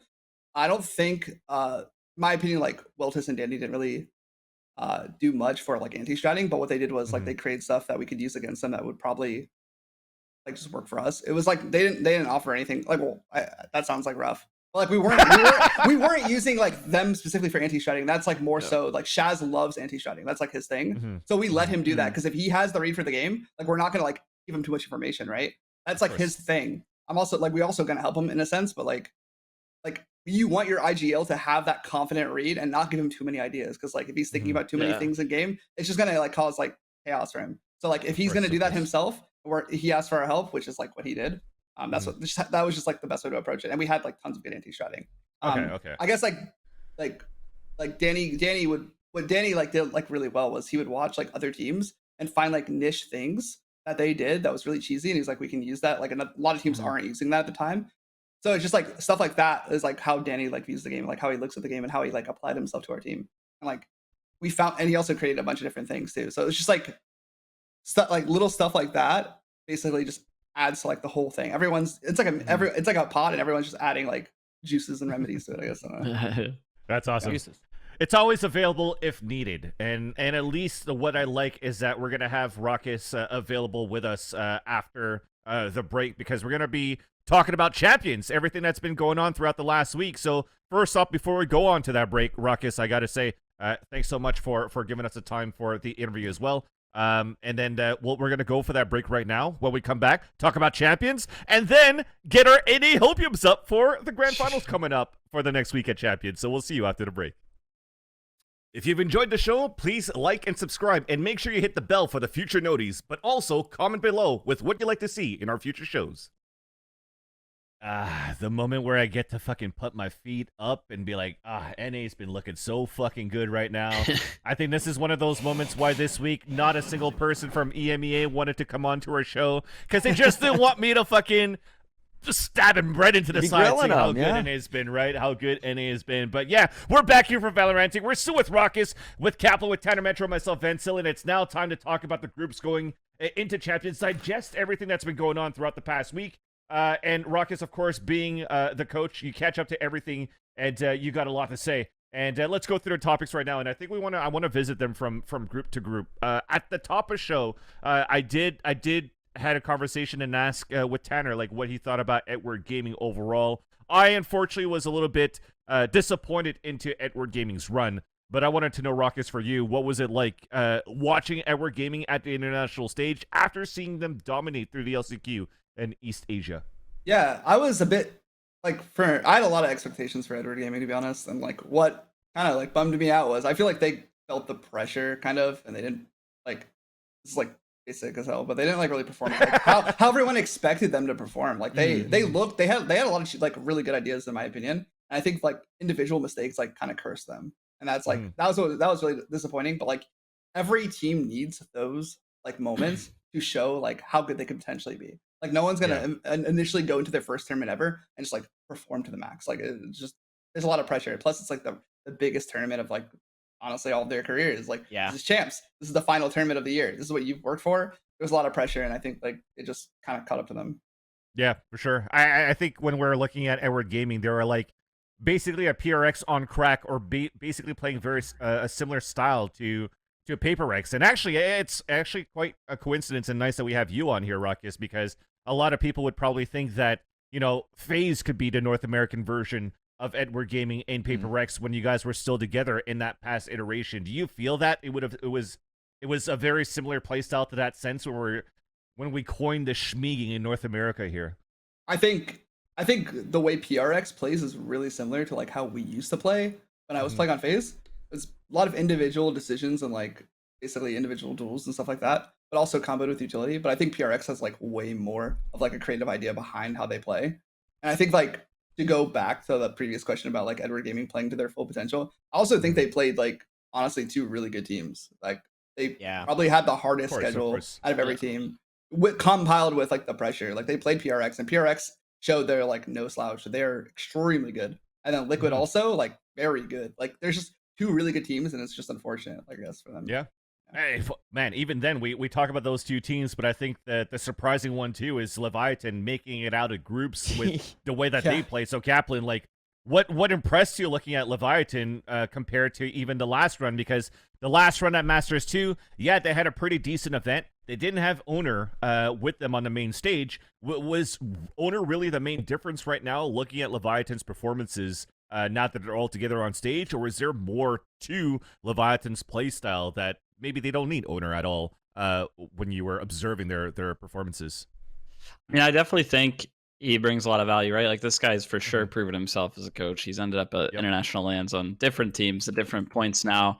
And I also feel like when it comes to bringing in staff, you get a lot of value in the matchups they had in groups. Like I think that, you know, the haven between Leviathan and Liquid can kind of go anyway. Like everybody plays this comp. There's not a lot of anteing, but it looked like they understood how to play around the Phoenix pretty well on Ascend. And then especially playing against PRX, like as a coach, sometimes it's frustrating to watch PRX. Like just because a lot of the things they do are not by the book and are the kind of things you look to yell at your players about as a coach. And Leviathan looked really prepped to dismantle it. Like I know that, you know, it was double-digit games, but they were really patient. They were punishing PRX's pushes. They're playing like so slow, and I think, you know, that's like exactly what you want to coach for, right? When you have a team that gets punished by ante, you're going to be glad to bring a good coach in to help you out with it. Yeah. I want to jump in, and I also thought that Leviathan do a great job of like kind of letting, especially in the PRX series, letting PRX think that they had won, like in certain situations. And I think back to one thing specifically, it was Taco Leah inside showers, who it just gets like just tanks a prowler just because, and then has the timing, peeks out, right clicks, gets a kill. And as a Fade player, you're thinking, oh, I've got this guy hammered, you know? And so I think they did a really good job of kind of lulling PRX in, thinking, okay, it's working, and then I don't know where it's not working. No, for sure. And then looking at Leviathan playing so well and being able to almost anti-strike PaperX, what does this say about PaperX right now, Tanner? Do you think that they're basically red right now, that they need to change the pace, like playing their own game, which is basically playing that aggressive style, doesn't net them into the easier bracket that everybody expected them to get out of? Because they're supposed to be a second place, at least a runner-up going into Champions, if you're looking at how they played last Masters. Yeah, and I might get crucified for this, but my pick'ems are ruined. Whatever, man. I don't care anymore. Yeah, I think PaperX had this phenomenal Masters 2 run in Copenhagen. I mean, just like we saw FaZe, right? Nobody was ready for what FaZe was bringing to the table back in the day. And PaperX did that same thing, where nobody's ready for what PaperX are doing. And now I do feel like PaperX kind of had, you know, the zoomies in Masters 2, and the zoomies was kind of fun, and it worked for as long as it did it. And now here in Champions, teams are just like, okay, they've got the zoomies. We're just going to let them tire themselves out. Eventually they'll lay down, I promise. And then they just take advantage of it. So I feel like that's kind of what's happening, is that they're doing a little too much. And I think it is a little like, before it was unpredictable. Now it's like, well, we know what they bring to the table. It looks similar. I do think that they might make it out of groups. Team Liquid, man. What are Team Liquid doing, guys? Come on. What are Team Liquid doing, Rawkus? I mean, what's your thoughts on Scream playing a Phoenix on Breeze? Yeah, okay, I'll be honest with you. I'm not a fan of Phoenix at all. Like, I think there's just better characters in the game to play. So, like, why not play the better characters? Like, I understand comfort picks in the end of the day. Like, we were talking about that a bit before. But, like, I think it just comes down to one of those things of, like, Phoenix or Scream is just like, I want to play Phoenix, and you're not going to tell them no to Scream. I think that's... I think that's, like, kind of, like, a problem. But, I mean, like, I don't know. I don't see how Phoenix is better than KO.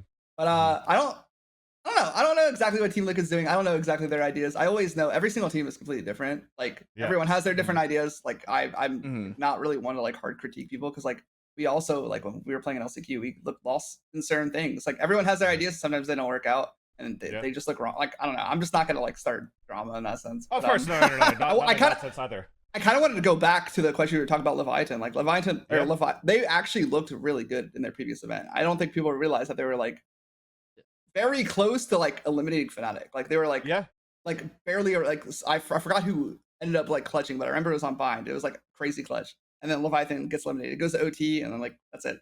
But like that team looks Enzo good. went wild. Yeah, it was. Was it Enzo? Yeah, it was something like that. It was crazy. It was like on B site. I remember it like vividly. But like in my opinion, like I think they're actually like a sleeper team. I think they are really good. I think they have a lot of good things. And then also compiled is that they were kind of expecting what PRX was doing. PRX kind of has that like that was our problem on phase 2.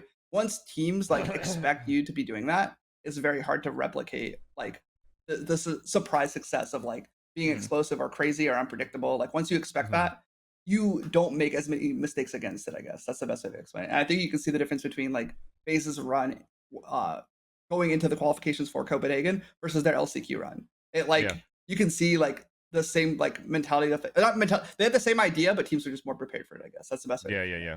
No, I can see that.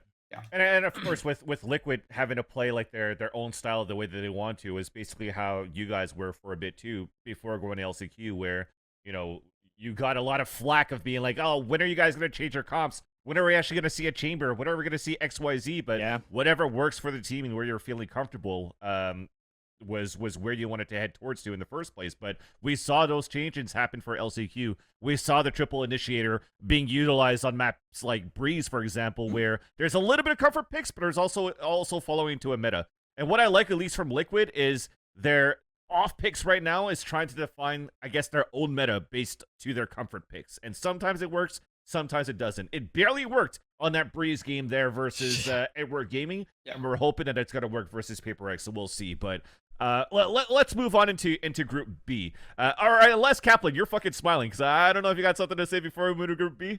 No, I'm with you. I mean, there's comfort, and then there's just playing better agents, and you're a Valorant player. Yeah, exactly. Like, all right, Phoenix on Ascent, comfort, like he's not that bad, but like Phoenix on Breeze, I don't know. I was laughing Phoenix that on some Breeze people, is troll. some people on Twitter were like, "Oh, but he's gonna catch you off guard." Like, okay, he's gonna flash through walls and he's gonna have an extra. Like, oh, I've never seen that before. It's stuff you expected already.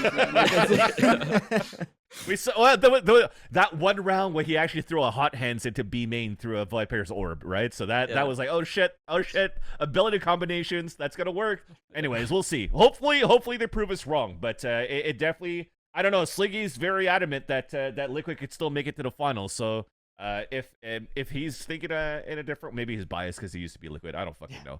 Let's go into Group B. It's kind of like the obvious group, right? When you're looking at this group, it's kind of like, okay, Optic Gaming, Loud, they're going to qualify technically. But what are our thoughts right now on Loud, and what are our thoughts on Zeta Division's performances so far? Is this going to be a closer match than we expect, where maybe Loud could get upset here by Zeta Division? Starting with you, Kaplan. No, I don't think so. I think Loud have it in the bag. I think they look pretty good so far. And I think that you know, Loud took him out earlier. I don't think Zeta look like they're getting really experimental with comps. Like I don't see them pulling out something in the you know, the week time span here that's going to throw Loud off pretty heavily. I feel good about a Loud 2-0 right there. Okay.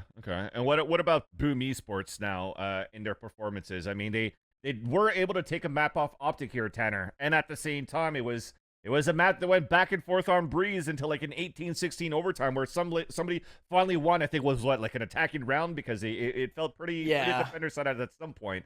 Is it just the normal Optic having slow starts at tournaments, or did Boom actually show more than they had in the tank versus their performances in the APAC qualifiers? I do think, man, now that I'm thinking more about it, was it just, and I might, Tabottle, is that how we're pronouncing Tabottle, that one? Yeah. I think it's that Bottle guy, T, basically his name. I think that guy showed up and was like, I don't give a shit who we're playing, what round we're playing, what our group looks like. That dude came up and just whipped it on against Optic. And I think that's the best time to do it, because like you said, Optic do start slow. I think Optic, a lot of the times, one of those teams where I'm thinking like, well, Optic's the best in tournament, but fuck, are they on today? You know, like we've seen Ye have like really sluggish performances. And so that was kind of my first initial thought into this. And then you have this player, the Viper, no less, right? The person who's going to be anchoring this B site, and he's just shitting on Optic. But I do think it was just a slower start, and a star being born in Tabottle, really showing up against Optic. I'm going to be paying attention to this guy's name moving forward. But I think Optic were always meant to win that one. I think Optic were always meant to make it out of this group. They were just, as you know, NA, we just like to make it, you know, exciting and fun and all that good stuff. Keep my hopiums up here, Rawkus, because I'm gonna ask you about Jimmy right now. So Marv, you know, like for a lot of these, I mean, myself included, a lot of people put Marv probably at the top of the world right now in terms of players in Valorant. But unfortunately, in the series against Boom and also the series against Loud, it was a fairly slow, even tournament for Marv to start things off until the third map. So tell me about Marv. How does he turn this around? What's he like outside of the game that he's going to fucking turn up starting tomorrow again? I think regardless of his performance, I think Marv is still the best smokes player in the game. Like, I genuinely think that the way he views the game, the way he like communicates, plays the game, like just having experience with him, I don't care if he has a slow tournament or not. I think that's a product of just your team. And I think like the reason why Boom looked like kind of surprised Optic in a way was, I think like it's not like, it's a little bit, in my opinion, like a respect thing. Like I think they obviously think they're the best team in this tournament. You have to think that way if you're gonna win. I think they kind of got caught off guard. But like, it also like it shows like some like humility once you like do like get surprised by a team like that kind of. So I think like they're all gonna like, for this playoffs run, they're all gonna be like super locked in. I think that's not gonna be an issue anymore. I think Jimmy or Marv rather, is just gonna be like, I think he's gonna be on fire. I think that whole team is gonna be on fire. Jimzo, that's I have him named Jimzo and everything, like Discord, Snapchat, but no, I think that was more so just like a slow start. And I think you kind of want to have those slow starts and win, because then like it just won't happen again. Get that out of the way quick early in the tournament, and I think it's just good going forward. I think it's also a good thing too, like to have a slow start but still have your team win and win the series and qualify through gives you, I think it relieves you a little bit of that pressure too, going into the playoffs, to be like, okay, it's not always just on me to have like these heroic clutch moments like he kind of did into the last Masters, and we don't have to fully always rely on his flank game and stuff like that as well, or his anchor play. So I think that's going to help a bit going into the playoffs too. So I believe in that as well, and that Optic is going to continue to make it pretty far in the brackets. But speaking of the brackets, let's switch over to Group C. And I want to focus, of course, with the elephant in the room, which is how Exit has been looking so fucking good in their past two matches. Against Xerxia, maybe it was more on maybe should we stop calling Xerxia a dark horse? But let's focus on Exit first and talk about their run here at Tanner Metro. What impressed you about Exit so far? Yeah, I mean, Exit, another team where I'm like, are they on today or not, right? What does Cryo look like on the day? Because I feel like a lot of their success is based off of that. And maybe somebody else was feeling that way. I don't know. That somebody else might be BCJ. Maybe when you get naturals made on you, you just have incredible performances because it didn't matter how anybody else played. BCJ just on the tournament it is just going absolutely bananas. But then to that point, everybody else looks great, right? This team looks like they're firing on all cylinders. I think the one player who might look a little bit slower, but is always like anchored in consistency, he's just not fragging out like the Zoomers are, is Aaron, but he's still as consistent as can be. Yeah, exactly. He gets his one, and Xset really showed up, and I think this says a lot about, I don't know, I guess the next generation of gamers, because I put so much weight. I've said it 2 times. This is the 3rd time saying it. I put so much weight into a lot of these players never experiencing a stage this large. And so I thought maybe they scrape up a win over Xerxia, and then they probably just lose out from there. But I'm surprised, and gladly so, that North America is doing so well. There was no pressure. It was like there was no pressure. I don't know if the banana phone was doing it or what, but I mean, these guys, they just didn't crack at all. And I was expecting some cracks. Yeah. I mean, sorry. I think both Rawkus and Kaplan, you guys both had your mouths open. So let's start with you, Rawkus, and then we'll go over to Adam after. Yeah. So I just think that, like, I think Xset has always been that type of team that they need the experience in order to perform. So like they had that like curse where they were always like a top 4 team. And I think that was more so to like, I think they just fall into like nerves, I guess. I think they need the Copenhagen experience essentially to do well at champs. Because I don't think they performed well in Copenhagen. Obviously they didn't. Like they bottomed out, right? But I think this run, like you're talking about like BCJ and you're talking about like Zekin and Cryo and like all of them just like coming together and playing well. You'll see a lot of that, I think, going forward. I think they are a good team. I think they just fall, like, I just think they fall nervous, and I don't think they're nervous this run at all. I think they're very confident in themselves, and I think they're actually one of the teams that are going to, like, go forward, like, pretty far, in my opinion. I almost agree with you. Yeah. I agree. I think confidence is a big thing. Like, I want to point out that I think they're looking a lot more confident with how flexible their roster is. Like, first of all, these players can just play everything. Like, Zekin can play Raze and Neon at a world-class level. He can play KO. Cryos is insane chamber. He whips out the Jet. BCJ picked up Fade quicker than I think a lot of info initiators did. And he's just playing, like, Omen on multiple maps, looking good. And I feel like they're finding more confidence even in their comps now. Like, if you look at Copenhagen, I don't think it was a bad thing, but they played, like, really safe meta comps. In fact, like, a little bit arguably like behind the meta on some maps like Haven, and now they're getting wild. Like a lot of people feel a need to run Viper on Pearl. Here they are not running it, and like their Fracture comp, it's like I love it. It's like they took the Omen from FPX comp, they took the Sage from the old school comp and the Neon from the Optic comp, and they just chucked like the 3 kind of meta comps and they just like put them in one, and I think they just look ready to do whatever they want and go really far. I agree. They definitely look so good on Fracture they got shit on by fucking artists. Yeah, true. +19 on that fucking map. Look, I'm not saying it's the perfect comp. I'm just saying they're confident. Okay. They're definitely more confident that they're running like Copenhagen, and that's why this game is all about confidence. Like if you're confident in your decision making, you're gonna hit your shot. You're gonna make the right decisions. Like they need to be confident in order to go far, and then the preparation will come with it. So I definitely agree with you guys when it comes down to their confidence, because their round, again, going back to that round 24 against Leviathan when Melzer fucking ulted into A heaven, and then everything became a shit show and they smoked each other out, translated into now they were like, those swings that they had on Pearl on 2v1s wasn't like separate ones either. It finally came down into fundamentals of being like, okay, we're swinging together, we're getting to perfect spacing, and we're making sure that we guarantee onto the kill. And what I also love was that they didn't play further back. So when you're talking about the mental game here, Rawkus, into like, for me, they had an issue with like closing out games when they had leads, or just maintaining the confidence once they have a dominant lead or a dominant game. And they were actually able to maintain that very, very highly throughout the whole series. And that confidence to stay way up that way and to swing the way that they did. I mean, I think even sometimes BCJ just runs in on Pearl and gets a 2K before FPX can get a plant. Like those type of plays where you don't give a fuck because you know that you're able to frag the way that you can and into your full potential. It shows into a very, very scary team for Exit. So I'm very much looking forward to Perk 30, Fish Fillet, and everybody else moving into the playoffs. And that said, it sets up for actually a very fun elimination match to see who's the second team that qualifies between Crew and FPX. Because both of those players went out on Twitter or wherever right after to say, we're not going to lose ever again throughout the playoffs. So who are you favoring going into this head-to-head now, Rawkus? Okay, this is gonna be like controversial, but I really like Crew beating FPX.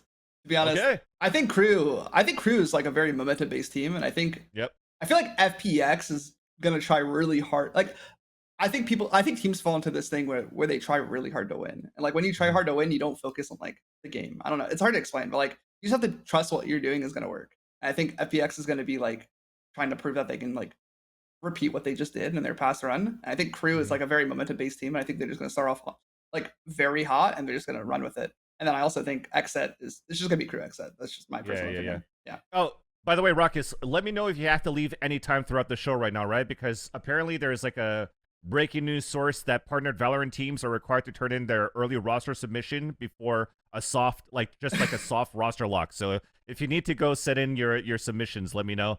I might have to go in the next like 10 minutes. but yeah, Adam, what do you think about the head-to-head between Crew and FPX here? I think it's going to be a banger of a match. I'm like more interested in the vetoes than usual. I watched I really enjoyed watching the Crew FPX Icebox.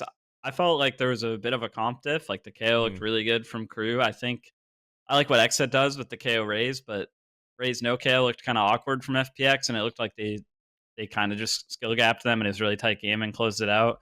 And then Crew go on to play Icebox the next day, basically, right? So it's going to be interesting. Like, I always love those vetoes because as a coach at IGL, it's so hard to decide, like, you just lost this map to this team and then played it and, like, gave another VOD up. Do you want to pick it again? Do you want to switch it up? Right. I can't tell what's going to go and happen with this series, but I'm really curious to see if, like, either team switch anything up. Yeah, and that's the thing too. We were talking about rematches. Like if you're looking at all of these groups, I think there's only Group A that doesn't have any, or Group B, sorry, that doesn't have any like team rematches, right? Or am I wrong here? Maybe it's C and D could be the rematches, as 100 Thieves and Fnatic will have to replay against each other as well. And let's get on to that one too. The 100 Thieves versus Fnatic going into Group D. Like for me, that was that group of death. So what are your thoughts looking at this series overall here, Tanner? Because again, we had that Pearl matchup with two different types of lineups. One comp playing with a Viper, one comp playing without, if I'm not mistaken, looking at this one too. And then overall, how does 100 Thieves look? Does it look promising that they'll make it out of groups? Yeah, so coming into this, my initial thoughts, again, I picked against 100 Thieves, just thinking experienced Bucks, like Fnatic got it and 100 Thieves don't, especially, at the highest, the largest stage that you could be in. But I did think, and this was kind of in my back pocket all the time so I could prove that I'm still an NA fan, I thought that this would be, if there could be an upset, or what I would consider an upset, it would be 100 Thieves over Fnatic, because there are two teams that come into a series so incredibly prepared, and then it's just preparation versus preparation. And when you look at what 100 Thieves have for like a coaching staff and just their players alone, it wasn't it wasn't the Derek show where he had to clutch every single round to win everything. I think their preparation played a big part, especially, looking at them bringing Pearl into the mix. They were also one of the teams, like you said, they bring in the Viper. They had different looks. They had better looks than EDG's Viper, that being 100 Thieves. I thought it looked awesome. And I did think that, if they could beat anybody, it would be Fnatic. And maybe they would struggle against a team that gets a little more silly or plays a little more loose. Going into the rematch, though, again, I'm not 100% on this.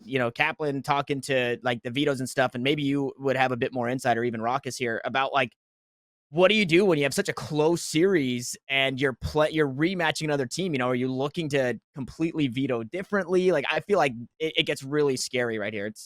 It's murky waters like this Viper's Pit. You can go first. I can go first. It's up to you. You pick. I'll go first, I guess. I think it's hard to say. Fnatic's in a spot where I trust their game plans are really good, and I think they're just having a hard time looking comfortable. Like they've looked a little shaky. They've been really scrappy. It looks like they're making a lot of smaller mistakes and dropping the ball and executing. I think in a weird way, you can feel kind of comfortable playing similar maps to what you've already played when that happens, because you haven't shown your perfect playbook yet. And it's harder for a coach to sit there and hard ante it when, frankly, you're not executing it as well as you'd like to be. I really hope to see a Pearl rematch, just because I love watching the Neon Pearl. And I don't know, it's interesting, like, looking at the Pearl, like, Neon going into a Raze, Sage, and a Viper, and an Astra, like, that's, like, the scariest defense comp I think we've seen yet, on Pearl, so it's a tough matchup. But at the same time, like, if you watch how 100 Thieves played, it was, like, a bunch of really set gimmicks and specific post plants, so they're gonna have to, I think, like, both have such stacked coaching staff. I have so much respect for Sean, Mike's, and Minnie, and they're all gonna have to kind of like watch out for showing each other the same looks. And then, like, for me, I think what he said about like not executing your plan to the fullest like extent. Like, if you make a lot of mistakes, essentially, like, you can run that map back and not feel like any pressure to being anti-shredded. And then sometimes, like, this kind of happened to us. Like, we kind of going back into LCQ, like, we kind of anti-shredded 100 Thieves, expecting them to do different things. They did the same thing. Like, they did the same exact thing over and over. And that stuff, like, those kind of little things just like screw you over more in the end of the day. So, like, sometimes don't be too afraid of like other teams anti-shredding, even if they like target anti-strat other teams like in the past. You just have to run your game plan and like have the information to know like what they're gonna do, and like for them to know that like kind of, I guess it's like a mind game. It goes back and forth, but like I don't think you should avoid a map because you've shown too much on it, in my opinion. Yeah, that's my take on it, like always. Especially if you haven't shown it at its best, right? Like, exactly, you need to trust that like what you should focus on if you haven't shown it its best is like making sure you show it best next time.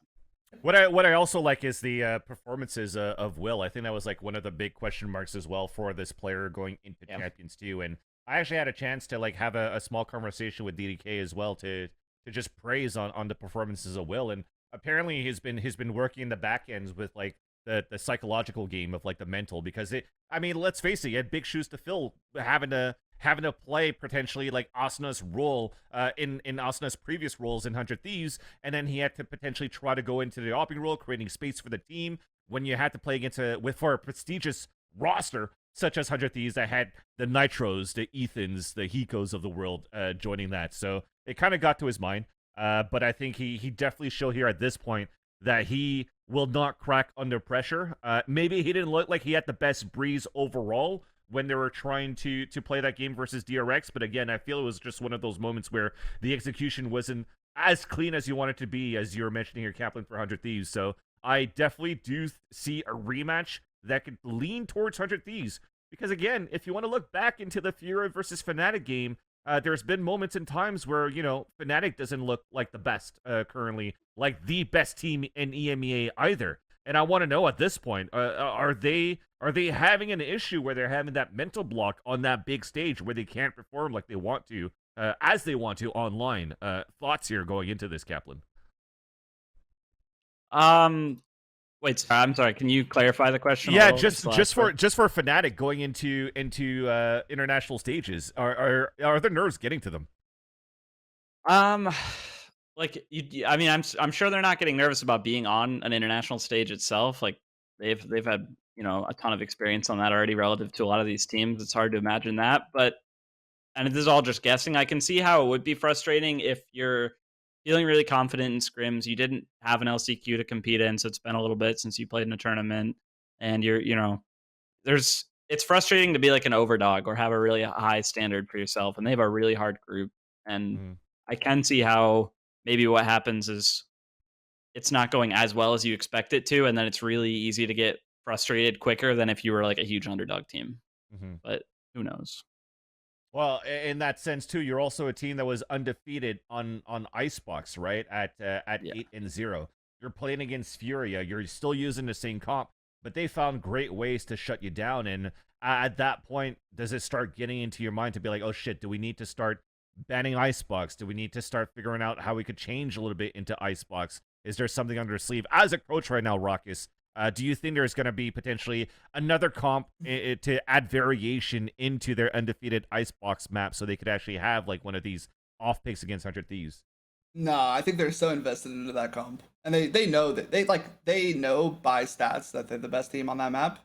They lost it, but like you can't just swap your comp after like playing it for so long. Like, with like the limited time that they have, they just won't be able to. But I think they won't ban it either. I think they'll leave it as like a floater pick against teams going forward. But like, who knows? Maybe they'll just pick it and they'll just like big dick it. Like, you never know. I think for them, like, I don't think they're like, Kaplan said, they're not nervous to play on stage, but I think they're focusing like they want to win so badly that they're not playing their full like potential, or they're making a lot of little mistakes and stuff like that.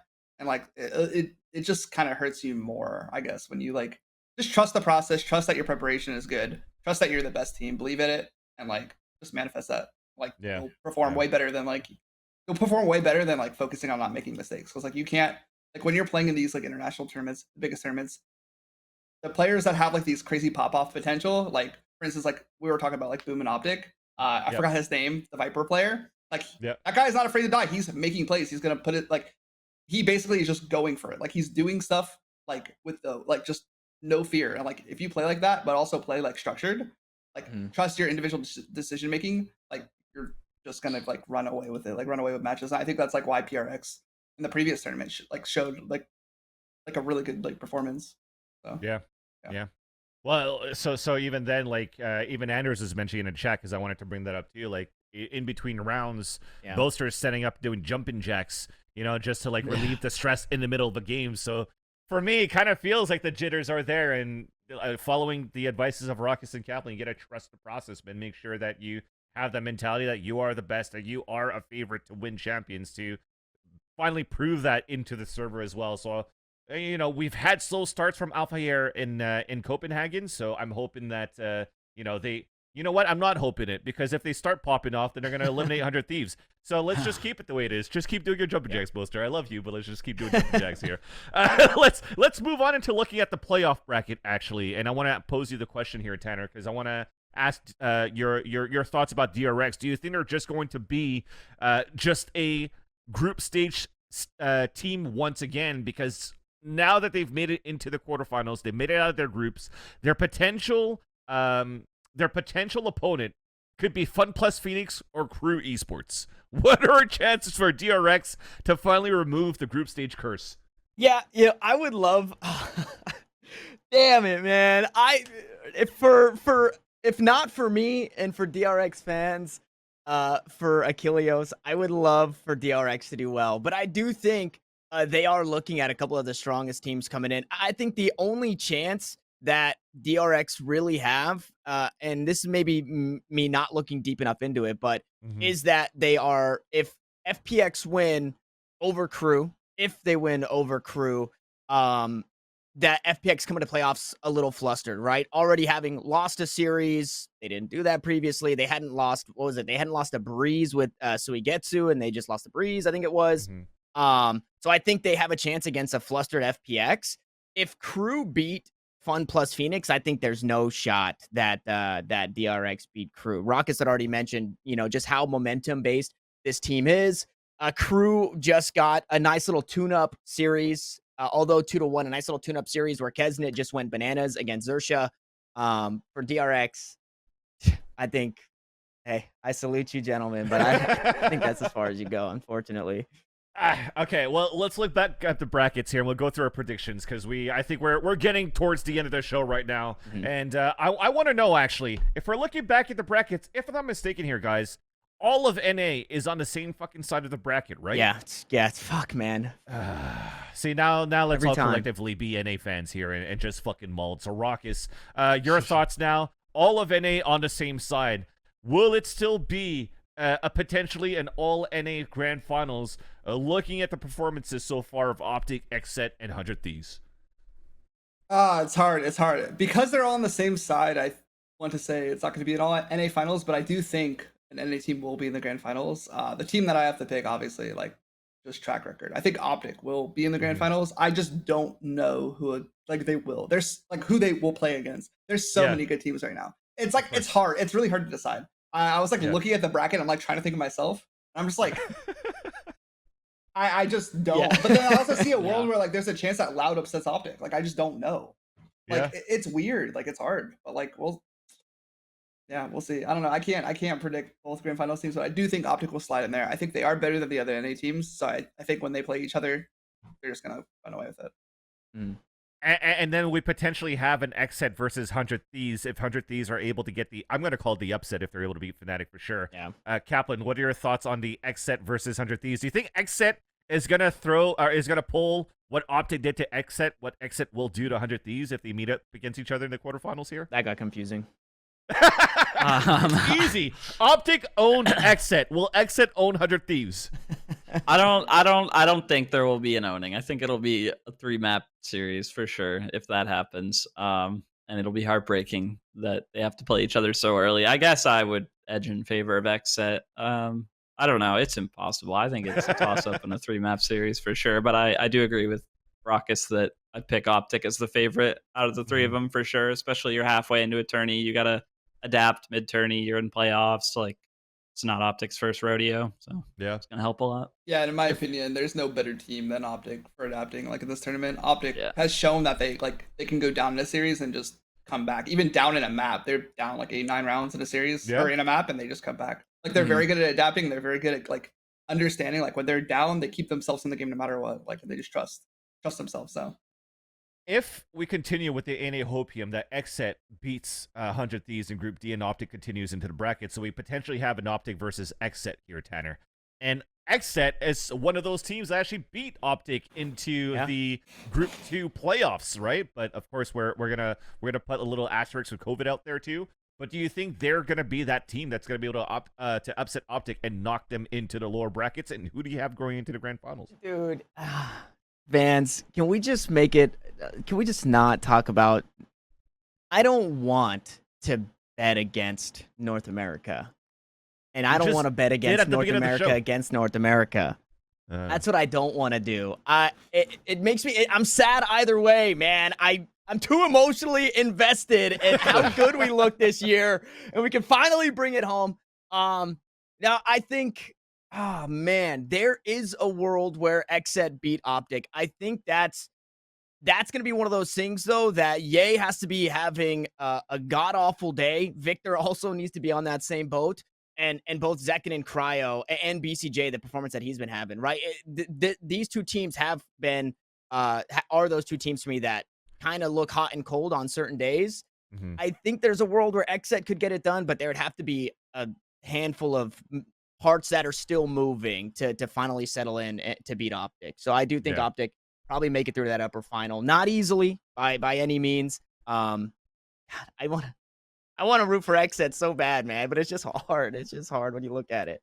Yo, Optic Xset, Optic 100 Thieves for grand finals. I'll be kind of fucking down. What's actually hitting me in the face is if you look at this playoff in the playoff brackets, is that there's a potential that there's no EMEA teams going into the playoffs, especially when it comes down to who's going head-to-head against who.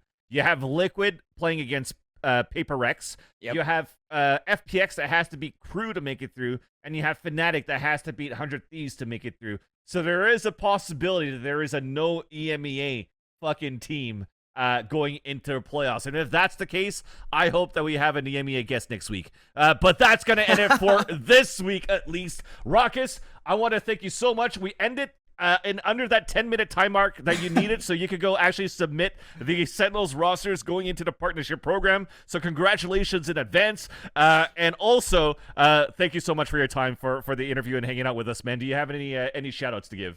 No shout outs. Just thanks for having me. It's been awesome. Like, I was supposed to do it last week. Sorry I couldn't come through, but they don't know that. Chat doesn't know that. Don't worry about it. It's okay. No, thanks so much, man. I really appreciate you, man. And it was a great time speaking with you. And hopefully we'll get you on for some more.